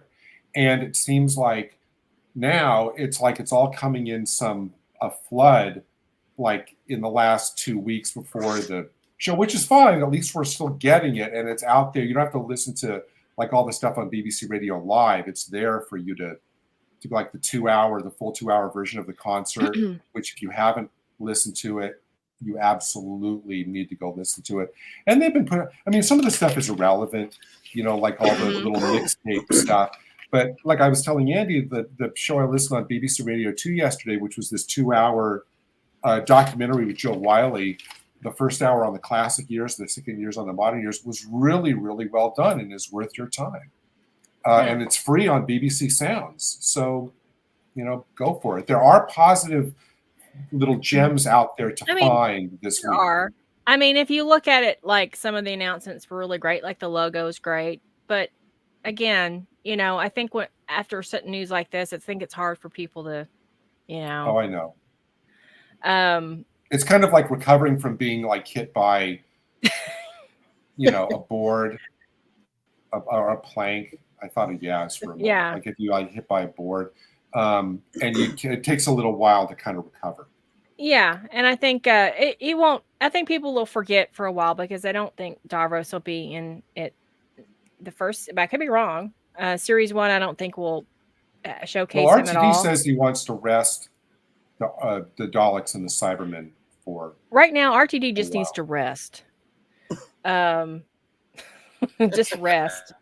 Go to a special home and get right. Am I wrong? Am I wrong for wanting a South Park special about the current Doctor Who? You know what? Oh, honestly, boy. I know RTD thinks he's something special, but he's not big enough for South Park. He really isn't. This is America. I just don't think he's big enough for that. I think he thinks that, but I don't think he's big enough for a South Park special on him. Hate to break it to him, but he's. I kind of like to see a Family Guy version. Yeah. That would be funny. All right, so I'm gonna try to let's change gears a little bit, and let's try. This is gonna be hard because it's I'm just not in that headspace now. But we're gonna do our best to, and I'm not sure why. See, this presentation does not want to work. It does not want me to pull up the rest of it, so I'm gonna have to pull it up again. You know, when I first saw that, I thought, wait a minute, he looks like the Master, you know, from her era. That's what I was thinking he was, and that's why I had to look closer. And I'm like, no, it's a different guy. No, that was Sacha Dhawan. That was another man of color that's been a villain. So apparently he doesn't have a problem with that. But okay, I'm gonna get off this train now. All right, so you guys can see that, right? See what? Yeah, see what? Well, it would help if I hit. I see your Funko wall behind you. Oh yeah. Okay, you can see it now, right? Oh, is this? Oh yeah. What? Okay. It was there.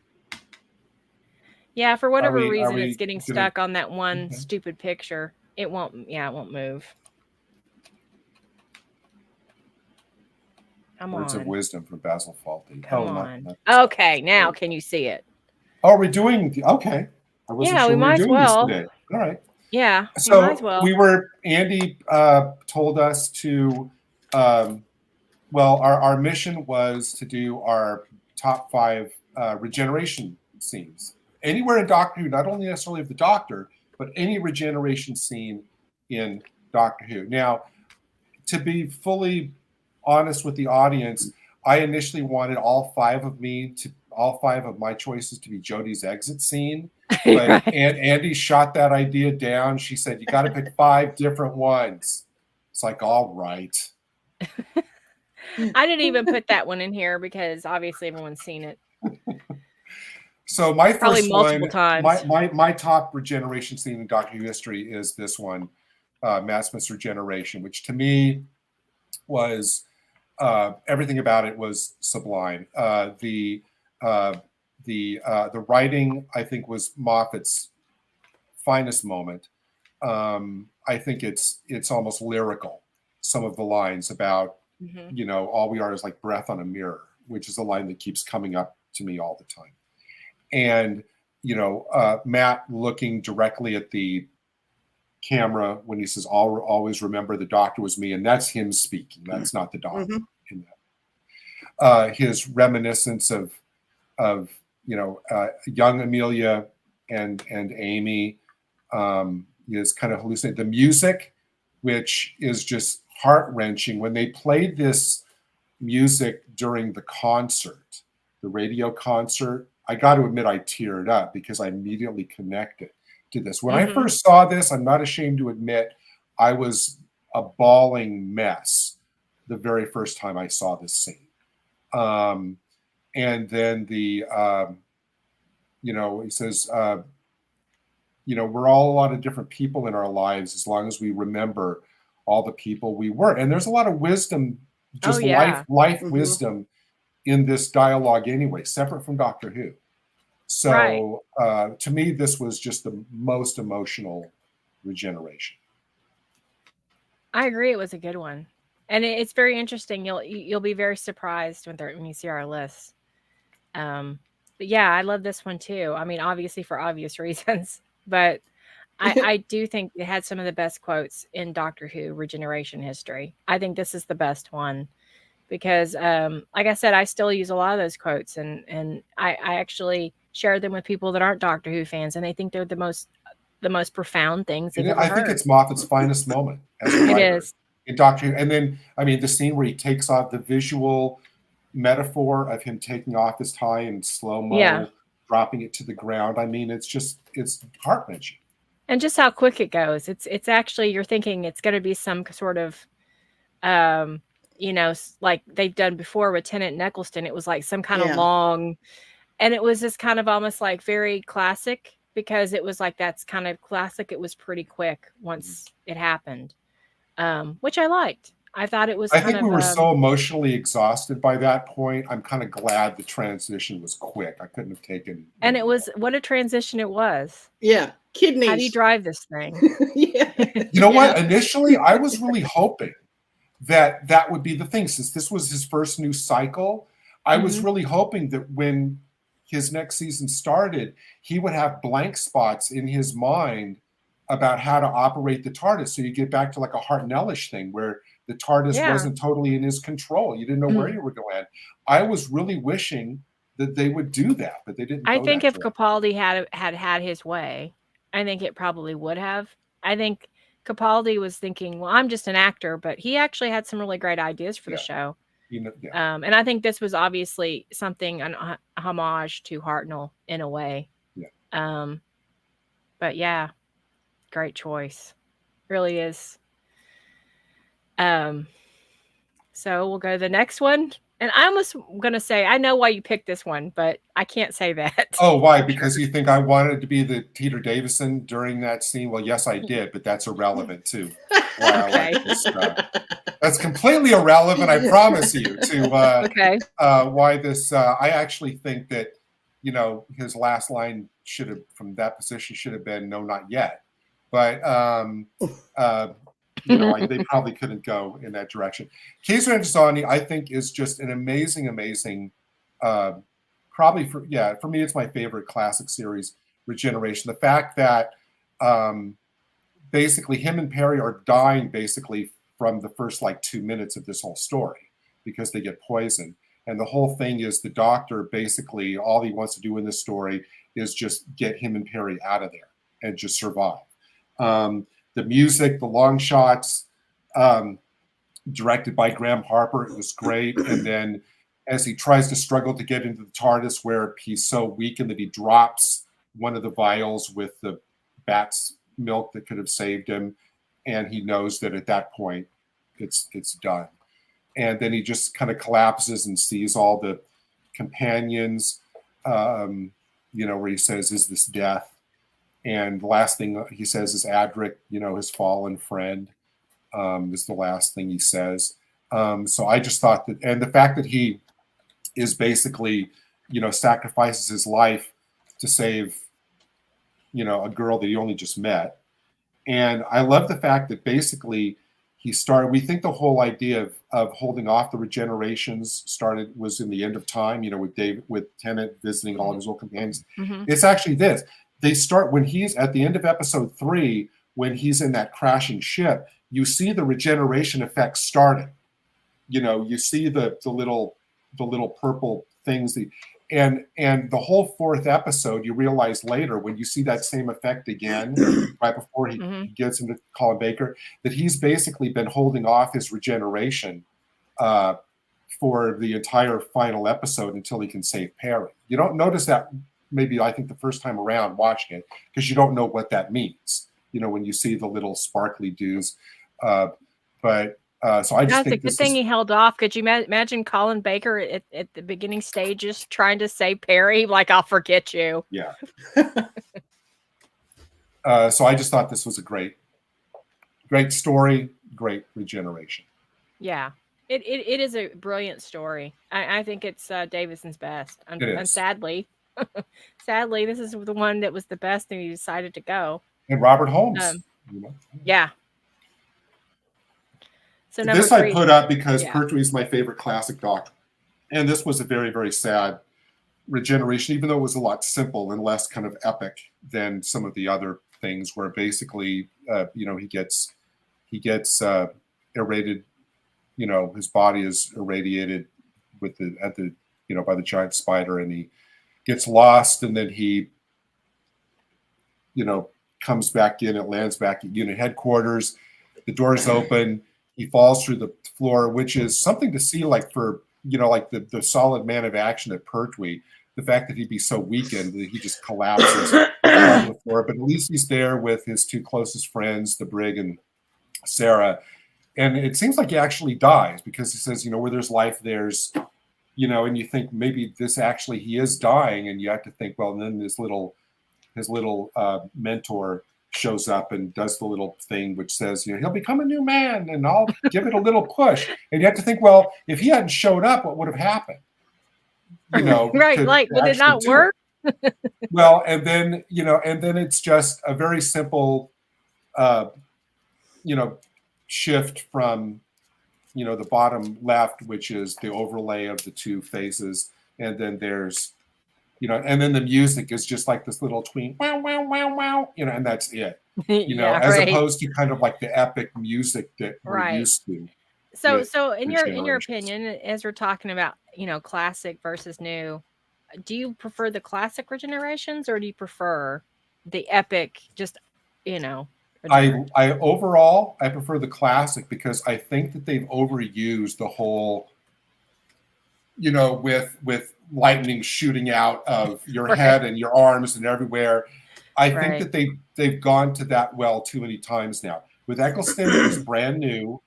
With Tennant, they did the same thing, but with the added thing of that the TARDIS was disintegrating. He was destroying the TARDIS. Yeah. Matt standing there and using his regeneration energy to destroy the whole Dalek fleet, I thought was, come on, enough. Which is why I'm glad his actual regeneration scene was more focused and emotional and personal.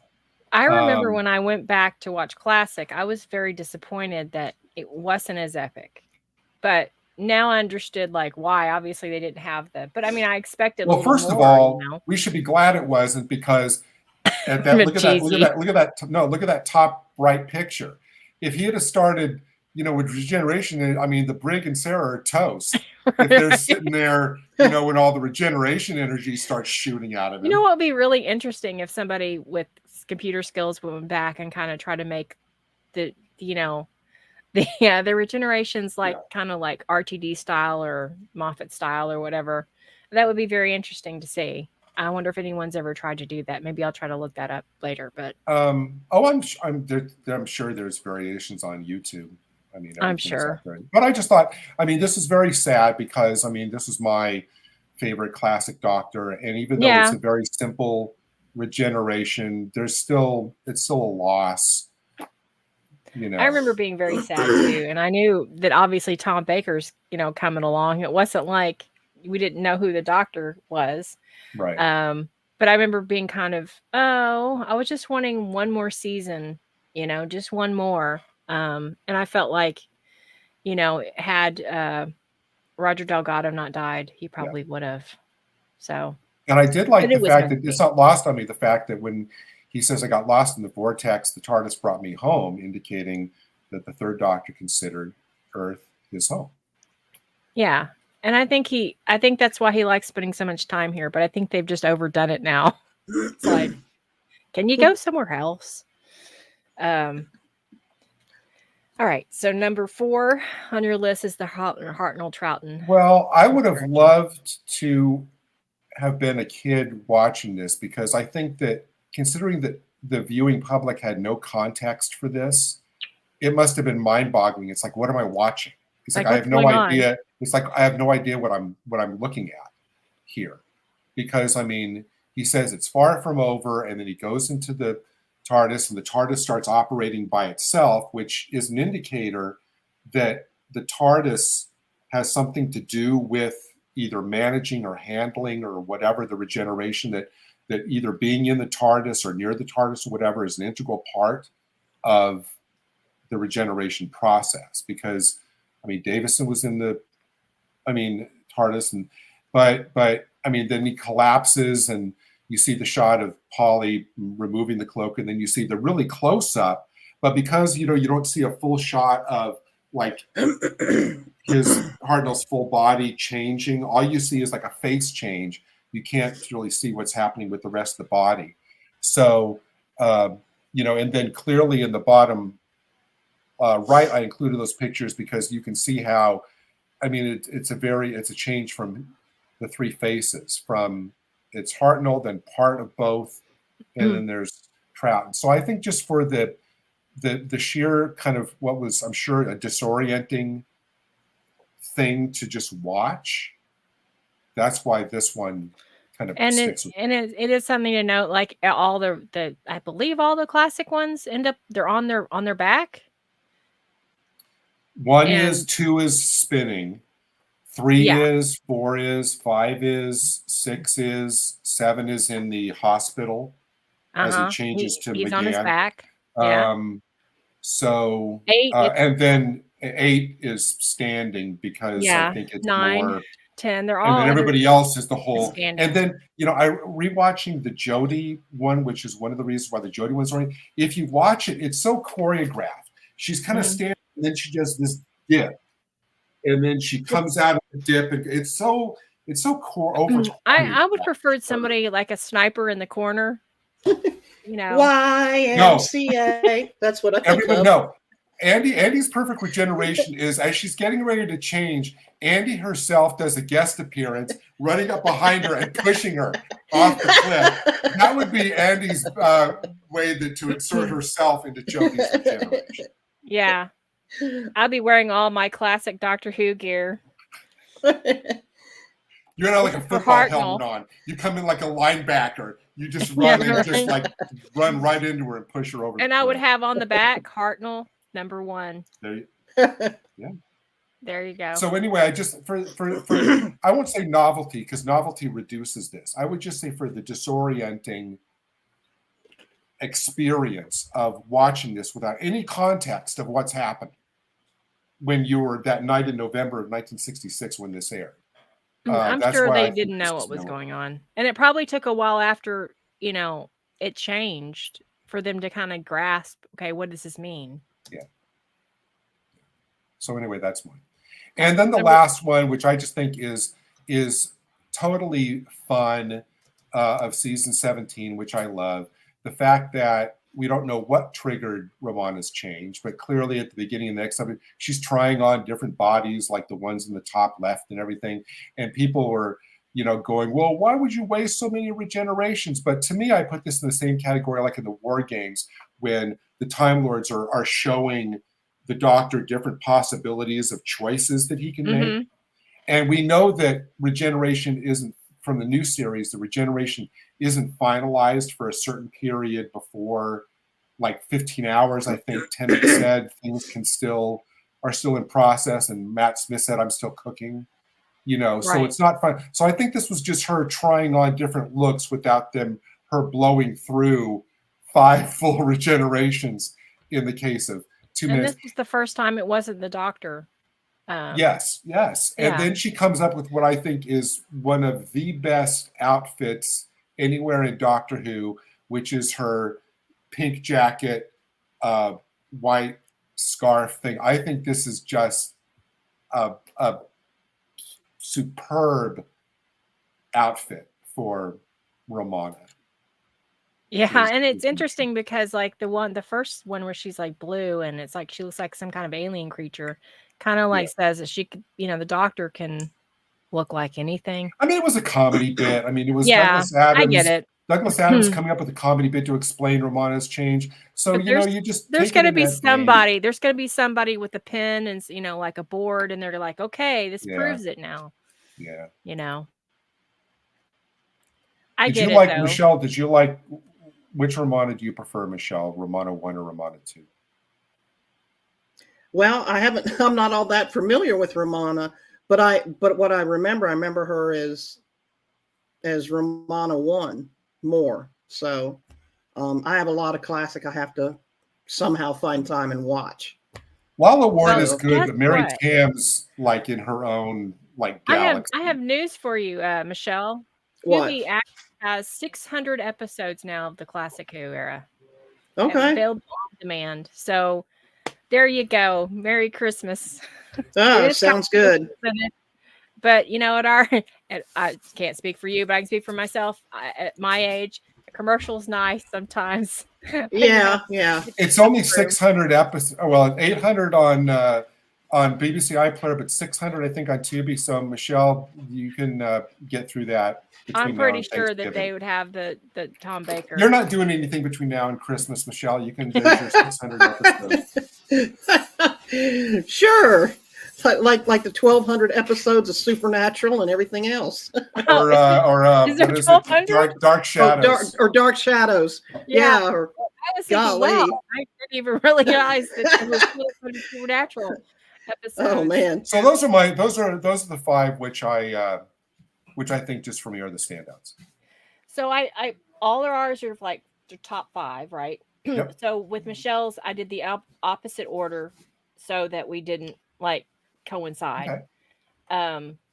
So number 5 is Tom Baker for Yeah, I remember him. He was, battling the master on that tower, and I'm thinking, idiot, you're gonna fall off of there. What did he do? Fall off,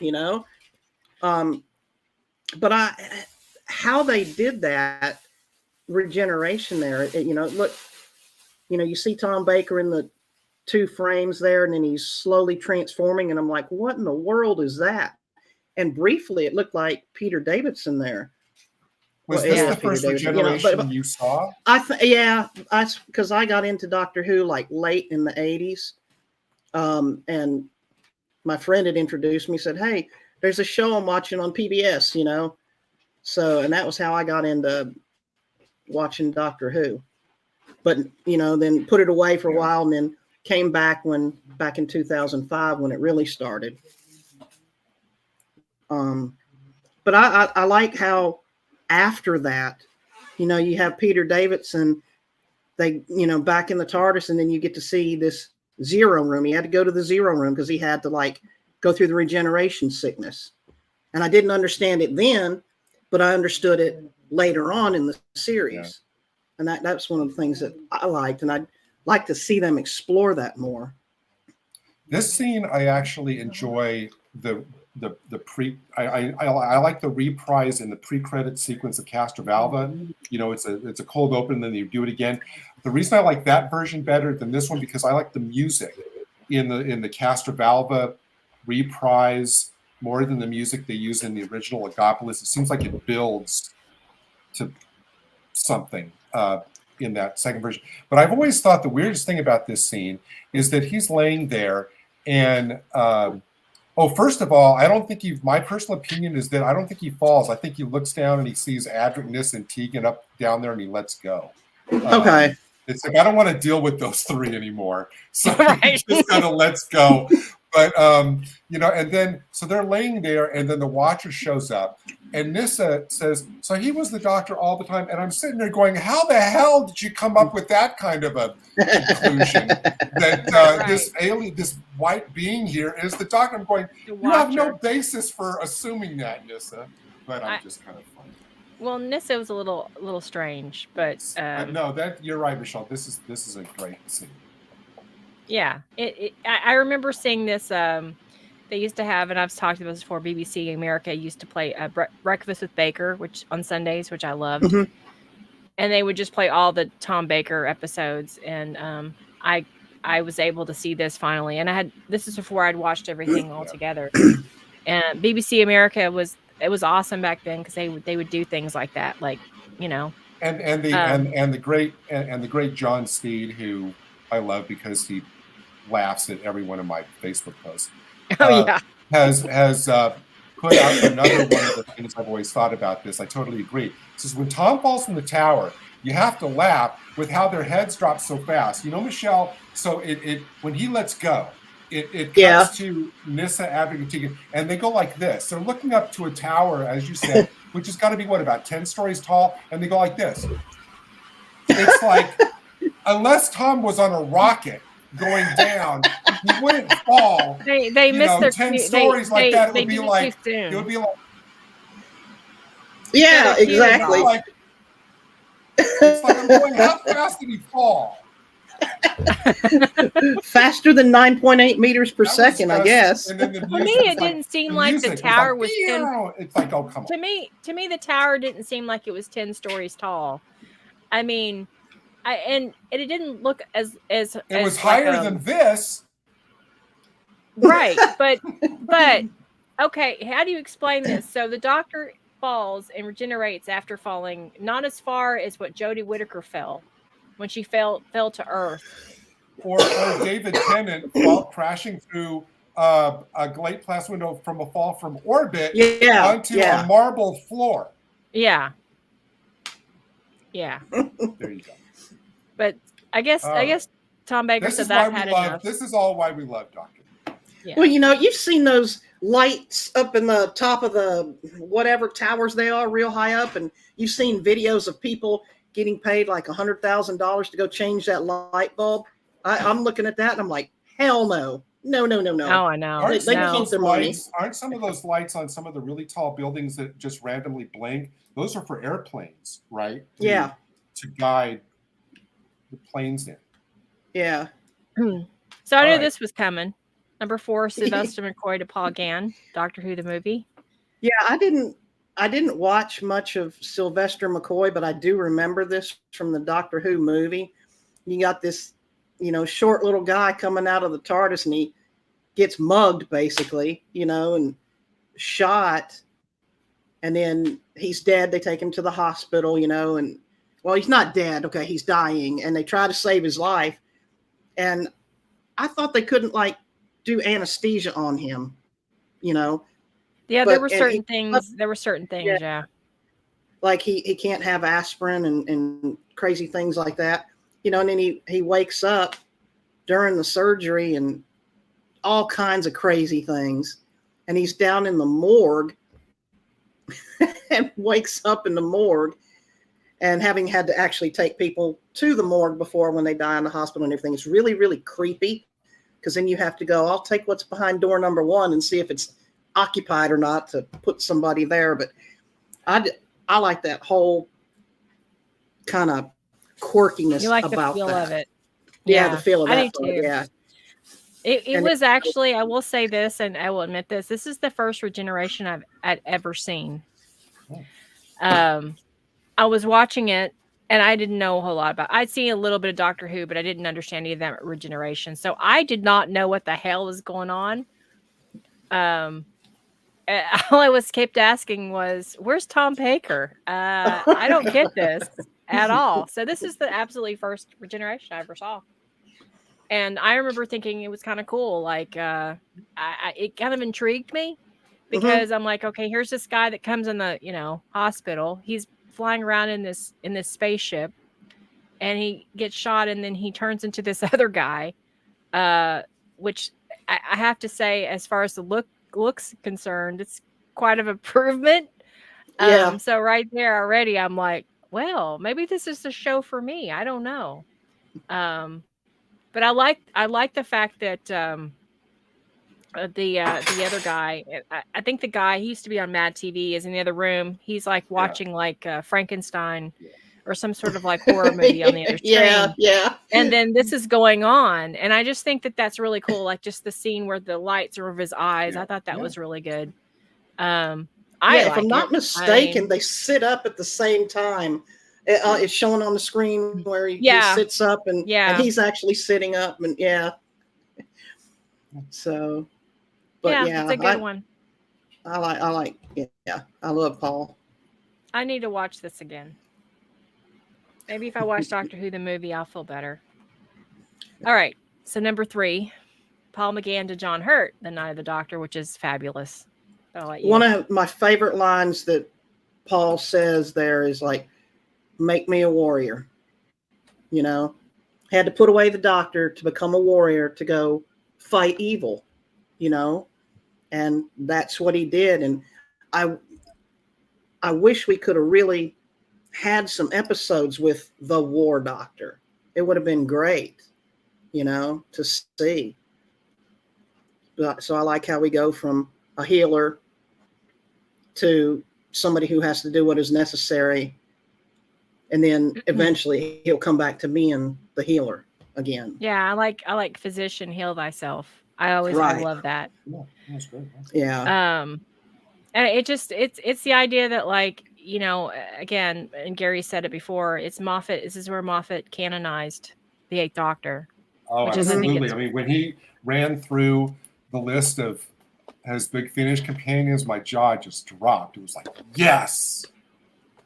I'm glad he did, because now we have the possibility of an 8th Doctor spinoff, which I hope comes down. I really hope it works out. I really do. Of all the things, just let that work out. God, I'll never forget the morning I woke up and this thing came out of the blue, and I turned on my computer to see what kind of news was going on. They would go, hey, there's this something, and this was unexpected and not announced, and I just sat there, and it was like I was in shock. I couldn't believe what I was watching that day. Yeah, that was in line with the 50th special, and when they kind of knew Yeah. how to do things. And he had to a go to lot better. the sisters on Karn, the Sisterhood of Karn, Yeah. to do that. Yeah. Yeah. So It's fabulous. I wish honestly, I wish we'd had I wish we'd have had a whole movie of this. I wish we'd have seen what happened before. I wish Right. we'd have seen much more. It's like it would just seem too short to me. Yes, Yeah. but I mean, if you know, not that I've listened to them all, unfortunately, yet, but I mean, there is a monumental Big Finish Eighth Doctor canon out there, including all the Time Wars series. So, Well, I know, but it's nice to see it visually. I know it's not the same. I mean, that's Yeah. Right. I mean, I That's haven't listened. I do know, but I haven't listened to those. I actually really wish that they would do a Time Wars series. I really, really wish it was that, but I don't think that's going to be what it is. But we'll see. I don't really know if, and this hasn't even been announced, so it's Yeah. up in the air. Just basically speculation and rumor right now. But I'm hoping that he's like, look, just redeem yourself and just announce it. So then there might be a little forgiveness, but I don't know. he needs to buy some goodwill at this point. RTD does. So Yeah, and then he needs to promise on his mother's life that he will not ruin this. Yeah. Because I'm telling you, if he ruins that, I will not be happy at all. There will be a long video rant. All right, so number 2 for you is Christopher Eccleston to David Tennant, The Parting of the Ways.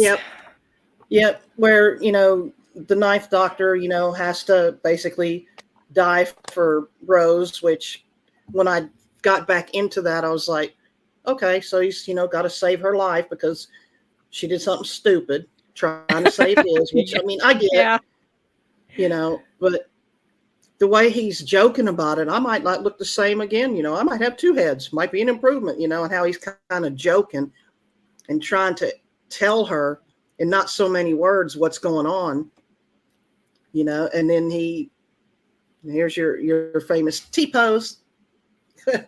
and which was fine then, but they just overused it. Yeah. And then he's like, you see David Tennant, and it's like, okay, well, who's this guy? I'm like, I don't know this guy. I actually wasn't happy, and I like David Tennant, but I wasn't happy because I was a new fan. I don't know if you watched it when it first aired, Michelle, but I didn't. So it was several years later. I think it was like 6 years later. Mm-hmm. So I was like, wow, I wanted a second season. What's going on? Like, why is, I would love to have seen another happening? season. Yeah. With Christopher Eccleston, because he really, really grew on me. Because here you have this alien being who just came out of a war. And so he's obviously filled with PTSD and hate and rage and all that. And then he meets up with Rose, and she biggest mistake of his life. Yeah, but she changes his perspective. She's good for him, right? That she pulls him out of this funk, and he's looking at the world through her eyes, and it changes him and helps him heal little by little. And then by the time, if they would have done a second Eccleston season, they would have had to slightly reorient his character, because I mean, this season was, as you said, his PTSD arc. With a lot of that largely resolved, they would have had to shift a little bit away from that. But the thing that strikes me about this scene for me is that there's just, I mean, we had Tennant explicitly saying, I don't want to go, which is fine. Mm-hmm. But here, there's such like even with what he says, the way he plays it is with such an undercurrent of, I'm really sorry I have to leave you. I'm really sorry I won't be here to continue on. Right. The way he reads that line of, I'm going to change, it won't be this old face. He kind of says with a smile on his face, but there's such a sadness in his tone, the way he says it. And it's like he's really, really sad. And again, that works for me better when it's implicit and underplayed, as opposed to when it's explicit of him going, I don't want to go. Right. Like, it always works. What's unspoken there is always, to me, is always more impactful than if I'm just handed. in our line of dialogue. I thought in a way it was, well, I know you're saying the same thing. You're saying it was like the sadness is implied, but it's not overdone. But I thought it was much more like a positive regeneration. It almost seems like, he is very optimistic. It was like had a lot of optimism. Yeah, I mean, there's that too, but it's kind of mixed. Yeah. Yeah, I can see that. It's just not overdone. And I think that's probably what I'm seeing much more like. I don't know. He seemed like he wasn't all that sad to go. Like the other doctors seemed to be like, on the verge of a breakdown every time they regenerated. Yeah. Eccleston seemed more like he took it, in stride, if you know what I mean. His saddest moment for me was when he's like, I got it. I got an idea, and they both run to the TARDIS, and he's like, I need you to hold this button down there, blah, blah, blah. I got it all figured out. And he runs back out. And I knew when he ran back out, he's going to send her away. And he sent her away. And the look he gives as the TARDIS is fading away, you can see every emotion written on his face. He's like, I'm never going to see my beloved ship again, and because I think that's where he was focused more, was on his relationship with the TARDIS. I mean, he cared about her, but it was kind of like, the TARDIS was like, his gal, for the longest. And emergency program 1, just let this old box gather dust and die. It's like, no, she's a sentient being. No, we don't want her to die, Right, Rose can die, but not the TARDIS. Yeah, not the TARDIS. I'm laughing at Vin Weasel's comment in the chat. Which is yeah. He's getting away from that nagging Rose after he bloody his static. That's why he's so happy. There you go. She wasn't nagging codependent until Tennant showed up. No, but he saw it coming. Yeah. He saw the red flags. Yeah, that's true. Yeah, red flags. All right. So I did this so that we didn't run into the same. Oh, okay. So she's in agreement with you. Her number 1 is the Smith Capaldi Time of the Doctor. Yes, because I agree with everything Gary said, about Matt leaving, and it really was, emotional. And I think he did a fantastic job, with everything. I like the tribute he had for Amy, and Claire's just standing there. What the hell's going on, Yeah. And then we regenerate and we see Peter, the best doctor, and he's looking at her and she's looking at him, and it's like, she's like, what the hell just happened? And it was instantaneous. Boom. No great big fireball or nuclear explosion or implosion or whatever. And here's this new man in the TARDIS and complaining about his kidneys. I don't like the color. Do you know how to fly this thing? I love his little comedic routine that he has, and then he just, and then I had to walk away when I saw that regeneration because I wasn't ready yet. And then, like a lot of times when you see like the regenerations over and over and over and over and over, and to where you have the whole thing memorized, for a lot of times you kind of seal yourself to it. It doesn't have the kind of visceral impact that it does, because you've kind of already worked through it and exhausted all of that. With Matt Smith's regeneration, I still, every single time, like I said, even hearing the music of it during the concert, it still immediately chokes me up. And this is the only regeneration that does that. Well, I have a question. You gave me these pictures, and I'm sitting here going, why is it Karen Gillan in this, and it's not Jenna Coleman? Because he's looking at her off to the side. Right. Because like Michelle said, she's basically just nothing but an observer. That's her role. Well, I know, but okay. I was just like, he's there because I think, because also to me, regenerations work best when there's somebody's there to react to it. Mm-hmm. Like the Brig and Sarah or whatever, or Harry. And I think that was kind of sad for which Capaldi. Is why he didn't have anybody Capaldi's didn't work as well for me, because the lines is well written, it's interesting, but it's him running around up and down all over the TARDIS, basically in a monologue, which never. I'm going, why is he doing that, talking to himself as opposed to just thinking it? Well, obviously, because it's a TV show, we've got to hear him talk. right. You Right. gotta hear But I mean, so I get dialogue. that. But here we have Matt reflecting, giving his basically overall kind of reflections to Clara. So she was basically there as just the kind of passive receiver of his dialogue. So she physically needed to be there, but she didn't really play an emotional part in the scene like Karen did. Right. Yeah, and I think, All you know, I didn't name Capaldi regenerating, obviously, because at the end, you know, there are people that do die alone without anybody there. And that's the saddest thing ever for people. And it kind of like was really, I think that's part of why I think it was so hard. I think it was harder because he was by himself, and it was just, and plus he was regenerating into, well, you know.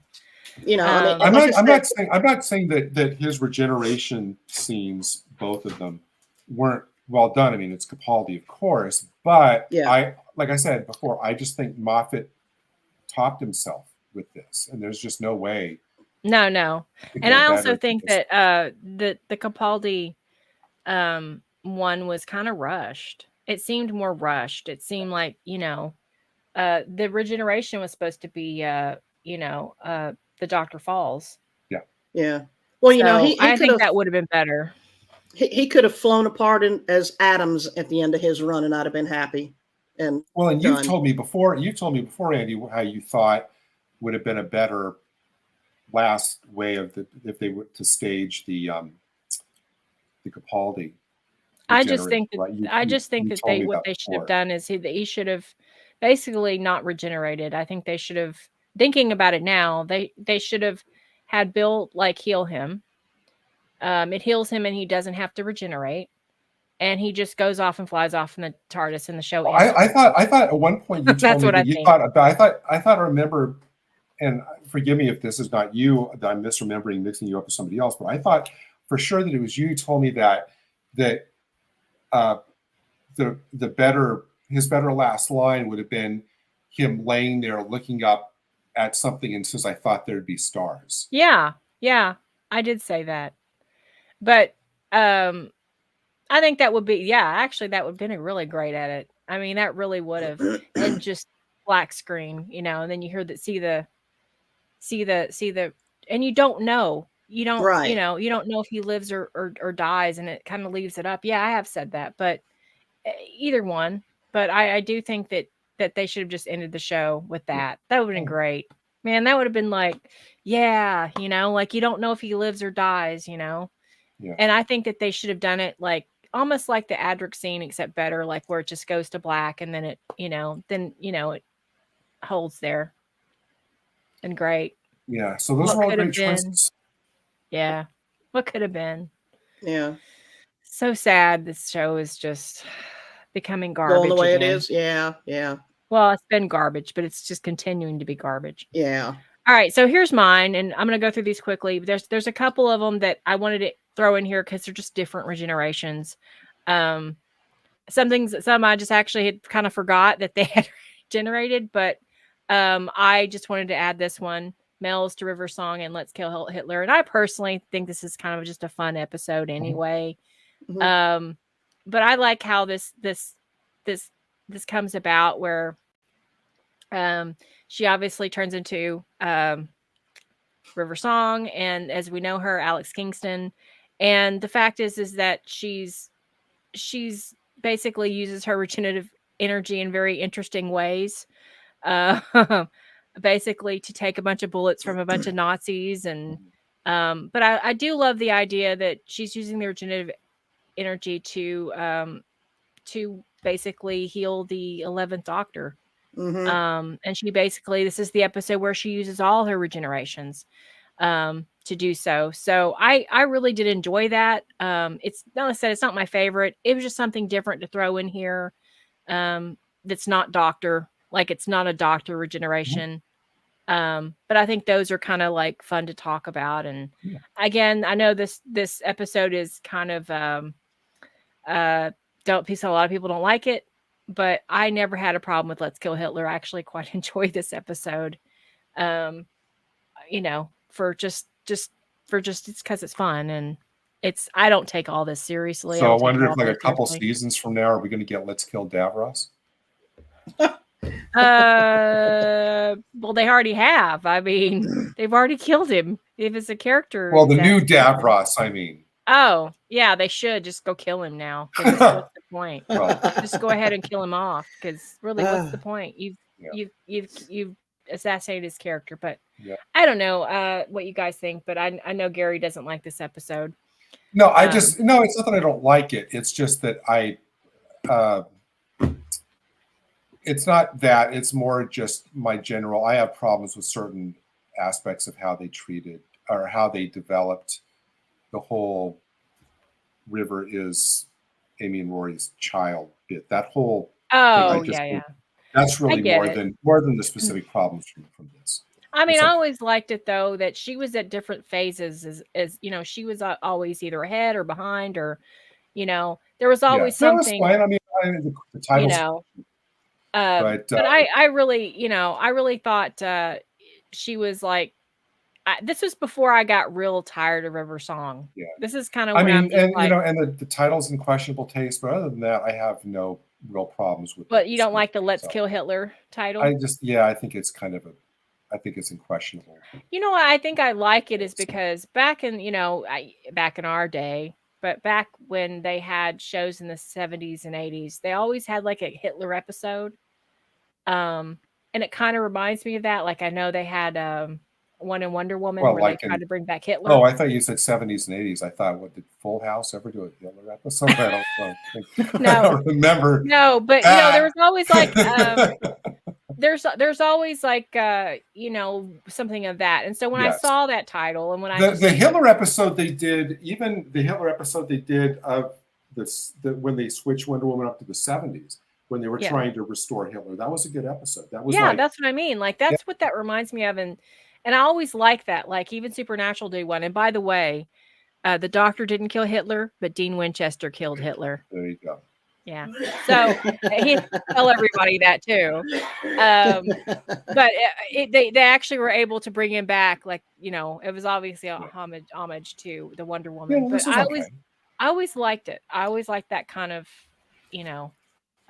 thing. But obviously this is different. But yeah, I liked the regeneration. I thought it was interesting that she could regenerate. As far as her being the daughter, and then this is what I never understood. I know as TARDIS has certain energies and stuff, and but like they had sex in the TARDIS, so their baby is now a Time Lord. This is Moffat just playing fast and loose with the canon just to be able to come up with something new.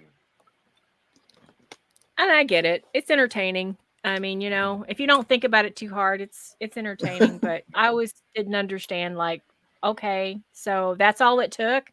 Yeah. I mean, so anybody can go in, two couples can go in and like, consummate and the woman get pregnant and then it's going to be a Time Lord. It's like, I don't think they ever so actually easy to become a Time Lord. They never actually said that River is a Time Lord. They never said that. Just that she has the energy in her. But they never. I mean, if Moffat wouldn't be that stupid as to say that Amy and Rory having sex in the TARDIS makes their child a Time Lord. That's just stupid.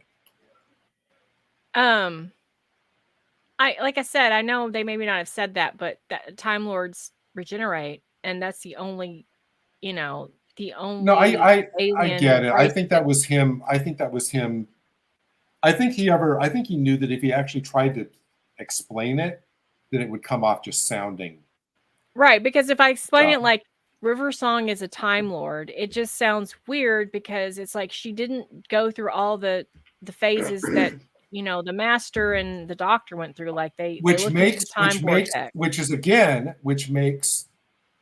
Chibnall's timeless child nonsense even more pointless, because clearly the way to create Time Lords is not with all of the timeless children thing. You just get two humans to go have sex in the TARDIS and you get a Time Lord.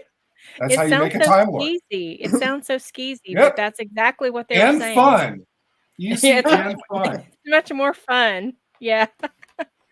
All right. So my number 4 is the Palm again to John Hurt, the Night of the Doctor, and I kind of given all the reasons already, but I'm not trying to copy, but you guys left me no choice. Oh, sorry. The number 3, okay, Oh, because I yes. had to throw it in here, is the Oh. Derek Jacobi Johnson Utopia Regeneration, which Perfect. this is the only time I believe, and you correct me if I'm wrong, I don't think so, that the Master has regenerated on Yes. screen. Yes. So that is awesome in itself. That of course Derek Jacobi was awesome as Professor Yana the Master, because obviously that spells the Master. They haven't done that before with the name, but I thought this was really cool. Like, I love the way his regeneration looked. I'm like, wow, that's kind of cool. Like how they have the colors, and it was just such more. Yeah, in those his 2 eyes. shots at the bottom are like art prints. Yeah, I love that. I thought And it he looks had evil in actually- nature. Yeah, It does. It fits it. It was. I mean, this new Master is born screaming. Yeah.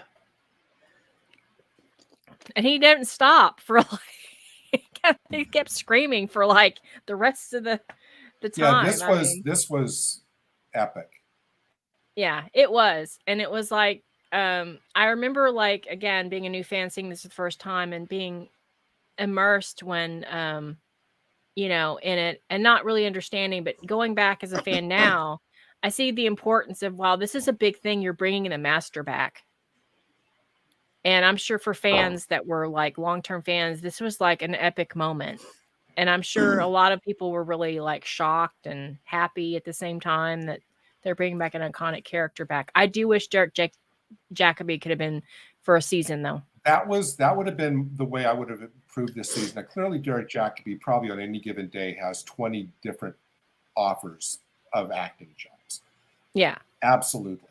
But it would have been great if Professor Yana would have been maybe in 3 other cameo things earlier that season as some inventor that the Doctor knows and goes to consult with sometime, where it just like it's a fun little recurring character, like they could have drug it out more, right? And then at the end of the season, this character that we've liked and enjoyed has been fun for like 3 or 4 episodes, all of a sudden turn out to be this. I think that would have been just it would have been much more awesome. And epic. not even that, maybe go on an adventure with the Doctor. Yeah, but again, it's Derek Jacobi. It's like probably has 1,000. Right, I get it. And he's actually played the Master in Big Finish, from what I understand too. Yeah.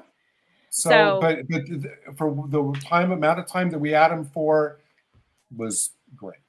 Yeah. So Michelle, what did you think about his regeneration, which you've already said it looks I forgot all about the other regenerations, but I liked it when he regenerated, into Sim, but I could have watched him as the Master for a while, definitely.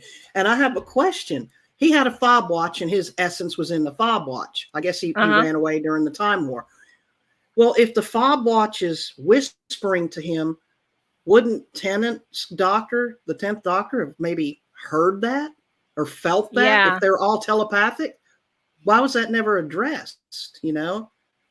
It's like, boy, there's a rabbit hole to go down there. Yeah, I mean, yeah, that's a good one. And I think they were stuck. They didn't want to tip it. So remember, at this point, you already had the face of Void going, "You are not alone," right? You're right. If they would have had 3 episodes, say, I'm undercutting my own theory, with Yana, at some point somebody would have realized, hey, Yana stands for "You are not alone." So they had to introduce the character and then get rid of him before people tagged onto that earlier connection with the YANA, "You are not alone." Yeah. That's Archer Collins' response is probably how much a lot of fans probably felt. Best scene and then let down. Derek fucking Jacobi is the Master. Yay! Wait, he's gone already. Yeah. I mean, it was Yeah, a great. I mean, it was a great. It was. yeah, It was when he that was puts it great, together though. and you see that he accepts himself as the master, I mean, his face just changes, boom, and Yeah. there he is. It's like, whoa, So yeah, master. Yeah, Definitely a they master now at it. and now I think the fob watch was really that was a very cool thing, right? I loved all of Yeah. that. But again, Chibnall. He can't we can't have nice That's all you things, got to say, Chibnall. Chibnall. And of course Sylvester McCoy, Paul McGann, Doctor Who the movie. I've said everything I can about it already. Like back in the day, I was thinking like decades ago when Mhm. Disney was actually a quality company, they Yeah. would go, Disney is like the watchword for quality. So you just heard the word Disney. You say, well, it'd probably be good at least. Now, all you need to do is just say the word Chibnall, and that's like the guarantee of Chibnall. crap. Yeah. And then, of course, my number one. So we all had the same number one. Wow, Yeah. interesting. Yeah. That's I really thought about it very hard. I really did. Like, I took my time because I'm thinking, okay, I got to like really think about because some of these may be Yeah. the same, but I feel like this is probably the best I will say the best of all of Doctor Who because of this, because of the quotes, because of everything, because I'm not a huge Smith fan, but I do think this was the best one out of all of them. I hopefully will get another great one at some point, but who knows? Shooty can regenerate now if he wants. Yeah. Well, we already know Chudi's first line is probably going to be what the hell is going on? Yeah. Well, it may not be. I think that it's showing you that, but so that's it. That's all. That's is this the first time that everybody's number one has I think so. Yeah. I think so. think that if you did a poll, I really do believe that this would be everyone's favorite. Speaking of polls, because I know we're getting ready to wrap up. You will both be very gratified to know that I just got the newest Doctor Who magazine. Oh, wow. And how much that cost you? They've been they're expensive. I know. Yeah, I get mine from Who North America. Uh-huh. It's really almost the shipping more, and they're in Ohio, but the shipping is like. Well, they have it at Barnes and Noble, but I bought it the other day. Yeah, if anybody from Who is watching, I mean, I adore Who North America. I've been one of their regular customers for years.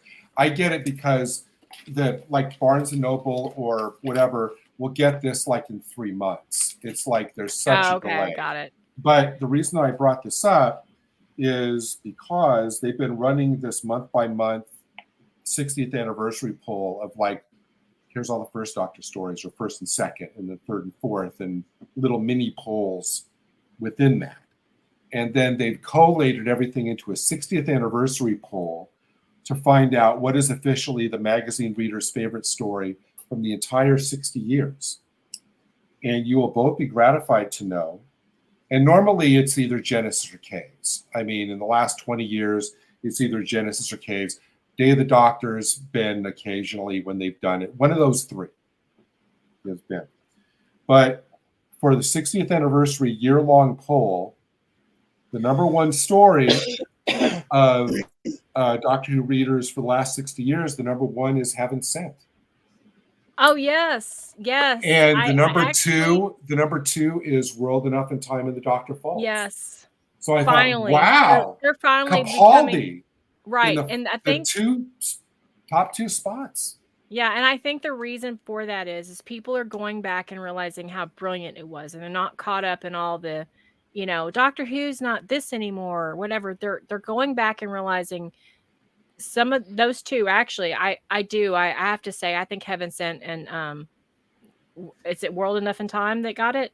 Number two is the 2-part. Okay, in the Doctor Falls. I think to me, those are the best of Capaldi's era, in my opinion. Heaven Sent got 35.1%, and World Enough in Time Dr. Falls got 28.7%. He's finally being recognized, and I think that's a great thing, because I think people are going back and revisiting some of this stuff. I figured you'd appreciate that. Oh yeah, I did see that. And before all the Children in Need stuff and this, I was gonna put the article I read about that in here, but again, I got thrown by the Davros thing. It threw everything off. Sorry, Will, I do want to read. There's a little message from the doctor thing from Capaldi. I'll just read the first paragraph. He says, I'm delighted and stunned to discover that Heaven Sent has been voted the most popular Doctor Who story in the show's history. I'm hugely appreciative to all the DWM readers who voted for it, and as a byproduct, made an old doctor very happy.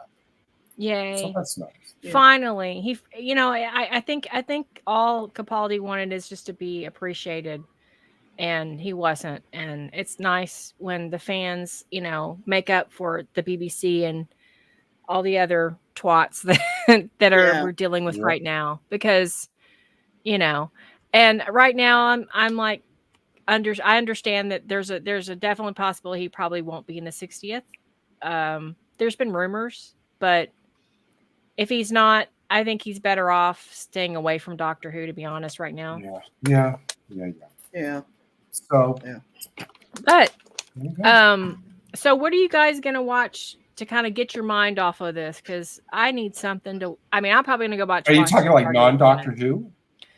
Could be Doctor Who, or it could be, I've been dipping into. I just discovered Elementary, which is the great Sherlock Holmes show with Lucy Liu, and I'm totally binging that because I think it's a great show. On the 23rd, we'll be watching the colorized Daleks with Barbara in her shocking pink blouse. If you've seen the colorized version of that, I'll be, like I said, I saw that. I go, Andy as Barbara would never know that. So and then I have my whole laundry list of all the radio and TV stuff that's coming all week, on the BBC. So it'll be fun to kind of keep it. So you, Michelle, what are you going to be like? What have you been? I know your husband's been sick, so we bought the whole series of Quantum Leap at our used bookstore, so we've been wanting to watch that. Wow. What else did we get? I actually found season 1 and 2 of Dark Matter on Blu-ray, so I snatched them up too. Awesome. Wow, where did you find those? They're expensive. At McKay's used bookstore. So about $20 a piece. Yeah. So I got one more season to get, obviously, in which they need to bring back. Damn it. Hint, Joe. Joe. Come on. And we do need to bring. I want to bring Joe back on the show, maybe the first of the year, and talk about some of his new projects and stuff. Because Joe is. I've been reading on his Twitter, and he's like, fighting the good fight against wokeism. I've noticed. Yeah. But yeah, we need to bring him back. I want to know what projects he's got coming up, because I'll watch anything the guy does now, because he's I'm really into. I'm gonna go think today. I'm gonna watch some Stargate Atlantis and kind of get my mind off this week. Kind of get back to that. I'm almost to season 4. So okay. And then once I'm done with that, I'll go and watch SG1. So there's 10 seasons of SG1. Well, I watched Dark Shadows. Yeah, true. It's all good. Supernatural. And when it aired, I watched 8 seasons, for 8 years, just back to back, 21 episodes, so I can handle it. Actually, Jason's been watching Center Seat, which is the Star Trek documentary, and he's been really enjoying it. And I haven't started watching it yet, but I may take some time. Okay, here's my recommendation. If you guys haven't seen it yet, find that documentary called Chaos on the Bridge. We watched it. Yeah, that is like one of the best documentaries, period. But if you want to know about all the unbelievable it's great stuff that went on when Next Generation was getting going, that is a brilliant documentary. Well, I think Center Seat covers Next Gen, but Center Seat is everything. I think he's only watched. I think he watched the one about the animated series, but I don't think he's watched it after that. But I will still be a champion for Lower Decks. I actually think that's I know really you like good. it. Isn't okay, so Prodigy's going on Netflix, but they're still season 2 is going to be on Netflix, and that's actually becoming that's huge. Voyager ties in. If you're a Voyager fan, you need to watch Prodigy because they're bringing in the Doctor for season 2 as a regular as well for Prodigy, and they've already have. Oh wow! Okay. They already have Janeway on as a regular. So and Kate they're and the Mulgrew, ship that yeah. the ship that they're using in Prodigy season 2 will be the Voyager A. So huge Voyager tie-ins for Prodigy. Well, put those in the Discord because I won't remember all the titles. So I've been looking for new Trek stuff to watch. And Lower Decks has been doing a ton of DS9 tie-ins. Yeah, the one that Jason's watching, Michelle, is called Center Seat. It's on Prime. So Okay. That's an 11-part documentary. Yeah, and they about go the through history like of all Trek. the eras and stuff, of Star Okay, Trek. well, And Tracy and I think I might sit down with that this afternoon. I actually have that on on DVD. I have the DVD set of that. Oh, okay. Cool. Yeah, I never saw it, but it's been out 2 years. But Yeah, I just you get my caught up. instinct is just to keep going with physical media until I can't. Well, I'm get it. starting to. We're starting to do that actually. I actually, good place to go sometimes, believe it or not, is the dollar store, because the other day I was just getting some extra stuff for like You have all the birthday Jody stuff. sets there? No, they actually don't. They had a couple Capaldi ones though. I was like sad about, but You were like, did you go up there and say, I demand to pay $10 for this because it's worth more? I started to buy it just because, like, I don't know if somebody's going to spend $1. Hell yeah. Yeah, but I have the Capaldi box set, so I don't really need it. But I'm thinking about it. I'm thinking, well, there might be extras on there that I might want, so I might go back down there. Andy took the Jody sets up to the counter and says, I'm not paying more than 50 cents for this. Yeah, and it was just like, I think it was the Dr. Falls one in World Enough in Time. I think that's the one it was. Good for $1, yeah. But I did find Dracula Untold, which is one of my favorite Dracula movies, and I was like, for $1.25 on Blu-ray? Hell yeah! So yeah, Dollar Tree is a great place to, because every once in a while you'll be like, they have this here for $1. And the other thing people should know is Best Buy is actually getting rid of their DVD section. So go in there and buy up what you can. Yeah, I would have thought that the DVD selection at a Dollar Tree would be kind of like in the old days when you used to go to a Blockbuster at 10:30 on a Friday night and still hope to find something There is decent. some of that, but if you're like me and you're looking because I have actually did buy a Doctor Who DVD there. It was Capaldi again. But that's great. But you can pick up some things you're just like, wow, I didn't, Dracula Untold. That's a pretty well-known movie. And Police Academy Part 11. Yeah, no. But they do have stuff like that. But yeah, you can find some stuff I found Man of Steel there. Wow. Okay. It wasn't Blu-ray, but it's still like Man of Steel. Bargain's a bargain. Well, see, So at McKay's, I bought the box set of the old Planet of the Apes. Gary and I, we were talking about that on Facebook. It's not Blu-ray, but they do get it in. So I went ahead and grabbed it. When I see the Blu-ray, then I'll just go take and trade. And it just depends, like some things I don't like. I have Supernatural DVDs I bought, and I'll go online and I'll go on the Goodwill, and they have a bunch of good deals. I've found box sets for like $5 and $6, like for a season. Yeah. So it depends, like I don't care if Supernatural's in Blu-ray. I do have a couple of the Blu-rays from it, but I don't really care.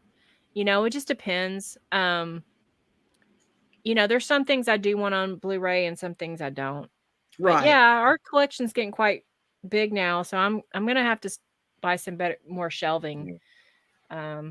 Streaming is still very much in flux, even though it's been around for a long time. So I just always think it's better if you plan to want it in your library, get the physical. Well, I think so too. I think that also I don't like to be. I have to be decide they want to take it off and I've been watching it, or you don't have to worry about that if you want to. And I've actually bought some older sets like for Jason because he likes All in the Family and Sanford and Son and things like that.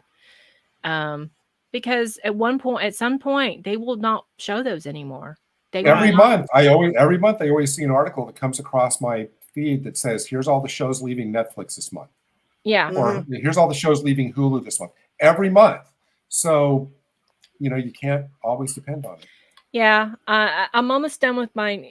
I almost have all of New Who except for her. I don't count her. But I think I'm missing The Widow and the Wardrobe and the Doctor Who the movie, and that's it. So like I'm almost done with that. Now the classic, it needs some work. So hopefully Christmas I got some DVDs under the tree. Classics. They sell those at my used bookstore at McKay's, but my goodness, it's like maybe 5 episodes in the set or whatever. And I'm like, no, I know there's more than that. So it's like, I'm just going to wait. And I'll just have to start at the beginning and order them. Well, when they say 5 episodes, they're probably talking about story arcs. This is the Blu-rays. So, so that's actually quite a lot for like, I don't know how much they're charging, but like if they're charging $30, man, pick it up. That's a good deal. Some of those Blu-rays are $30 and $70. Some of them are $50, and I'm like, holy shit. Yeah, you You know what? Well, Michelle is like, this is what I do. Like, I got the Hartnell one for like $25 when they were running a Prime. The Blu-ray collection. And you wait till Amazon runs a sale, because when they run a sale on those Blu-rays, man, you pick them up. And Jason's like, hey, they got a sale on the Hartnell one. I'm like, he's like, you better get it now, because it was like Prime Days or something. A week from today will be Hip Deed and Black Friday weekend. So that's when you need to pick up stuff like that. And like I said, I wish I knew what Jason got, because I may go, can you give me a hint so I don't buy a double? Yeah. Because I know you bought me some. I know he did, because he usually does. But I don't have any of the 80s yet, so I'm assuming one of them's like McCoy or. So. Are you talking about for the collection set? Yeah, the Blu-rays. Yeah, for the 80s, they've pretty much released. They released all of the 80s except for 2 of the seasons. They haven't. Yeah, I think they wanted to get all those out of the way, but they haven't released Peter Davison's final season yet, and they haven't released Sylvester McCoy's middle season yet. Other than that, everything from the 80s is out on the. Yeah. But like I said, I have just about. I mean, I don't care about the Widow and the Wardrobe. I really don't care if I ever get that. And I made a mistake. I should have bought the Matt Smith box set, but instead I started buying the DVDs individually, which I shouldn't have done that, because it takes up more space. There's actually no, wait a minute. There's actually, I mean, without the bells and whistles, there are like sets now. Yeah, I know that I have the Capaldi one, but for whatever reason I decide. But it's kind of neat because all those other discs have a lot of extra special stuff. Yeah. So I mean, it seems like they're repackaging it all the time. Yeah, they are, and I have the David Tennant Blu-ray set too. So I pretty much, and I have the first season with Eccleston too, separately. But yeah, I have just about all of New Who, but except Doctor Who the movie and The Widow and the Wardrobe and Scrunch Face, which I'm never gonna get. So that's Pooh Who. That's not New Who. That's Pooh-Hoo. Yeah. And I don't count that. So some people might be bothered that they don't have it all, but to me, I'd rather not waste, because I'm not going to watch it. So it's just going to sit on a shelf. Yeah. With its rainbow flags and stuff on it. And it just, use it, coasters. Use it as a frisbee or a weapon. Coasters, that's right. You can fling the discs out, and people get out of line. Just throw them at them. I guess before we go, I want to say Happy Thanksgiving, everybody. Yeah, Happy Thanksgiving. And if you're so inclined, based on the Children in Need thing, if you're so inclined, say a prayer for the specials. Yeah, really. Yeah. I'm serious. Yeah, you think I'm not serious, but I am. I am serious. I'm serious. Yeah, me too. Because I think this is not just it's a show, but it's an assault on traditional anything traditional. They can do it to Davros. They can do it to anybody. They can. They can. Anyway, guys, it's been great. It's been fun. Like, share, and subscribe if you haven't already. And we'll see you next week, which I hope Gary come back. We're going to talk about the first episode of the anniversary. So you're more than welcome to come back. Have a Yeah. nice. Bye. Bye. Bye-bye.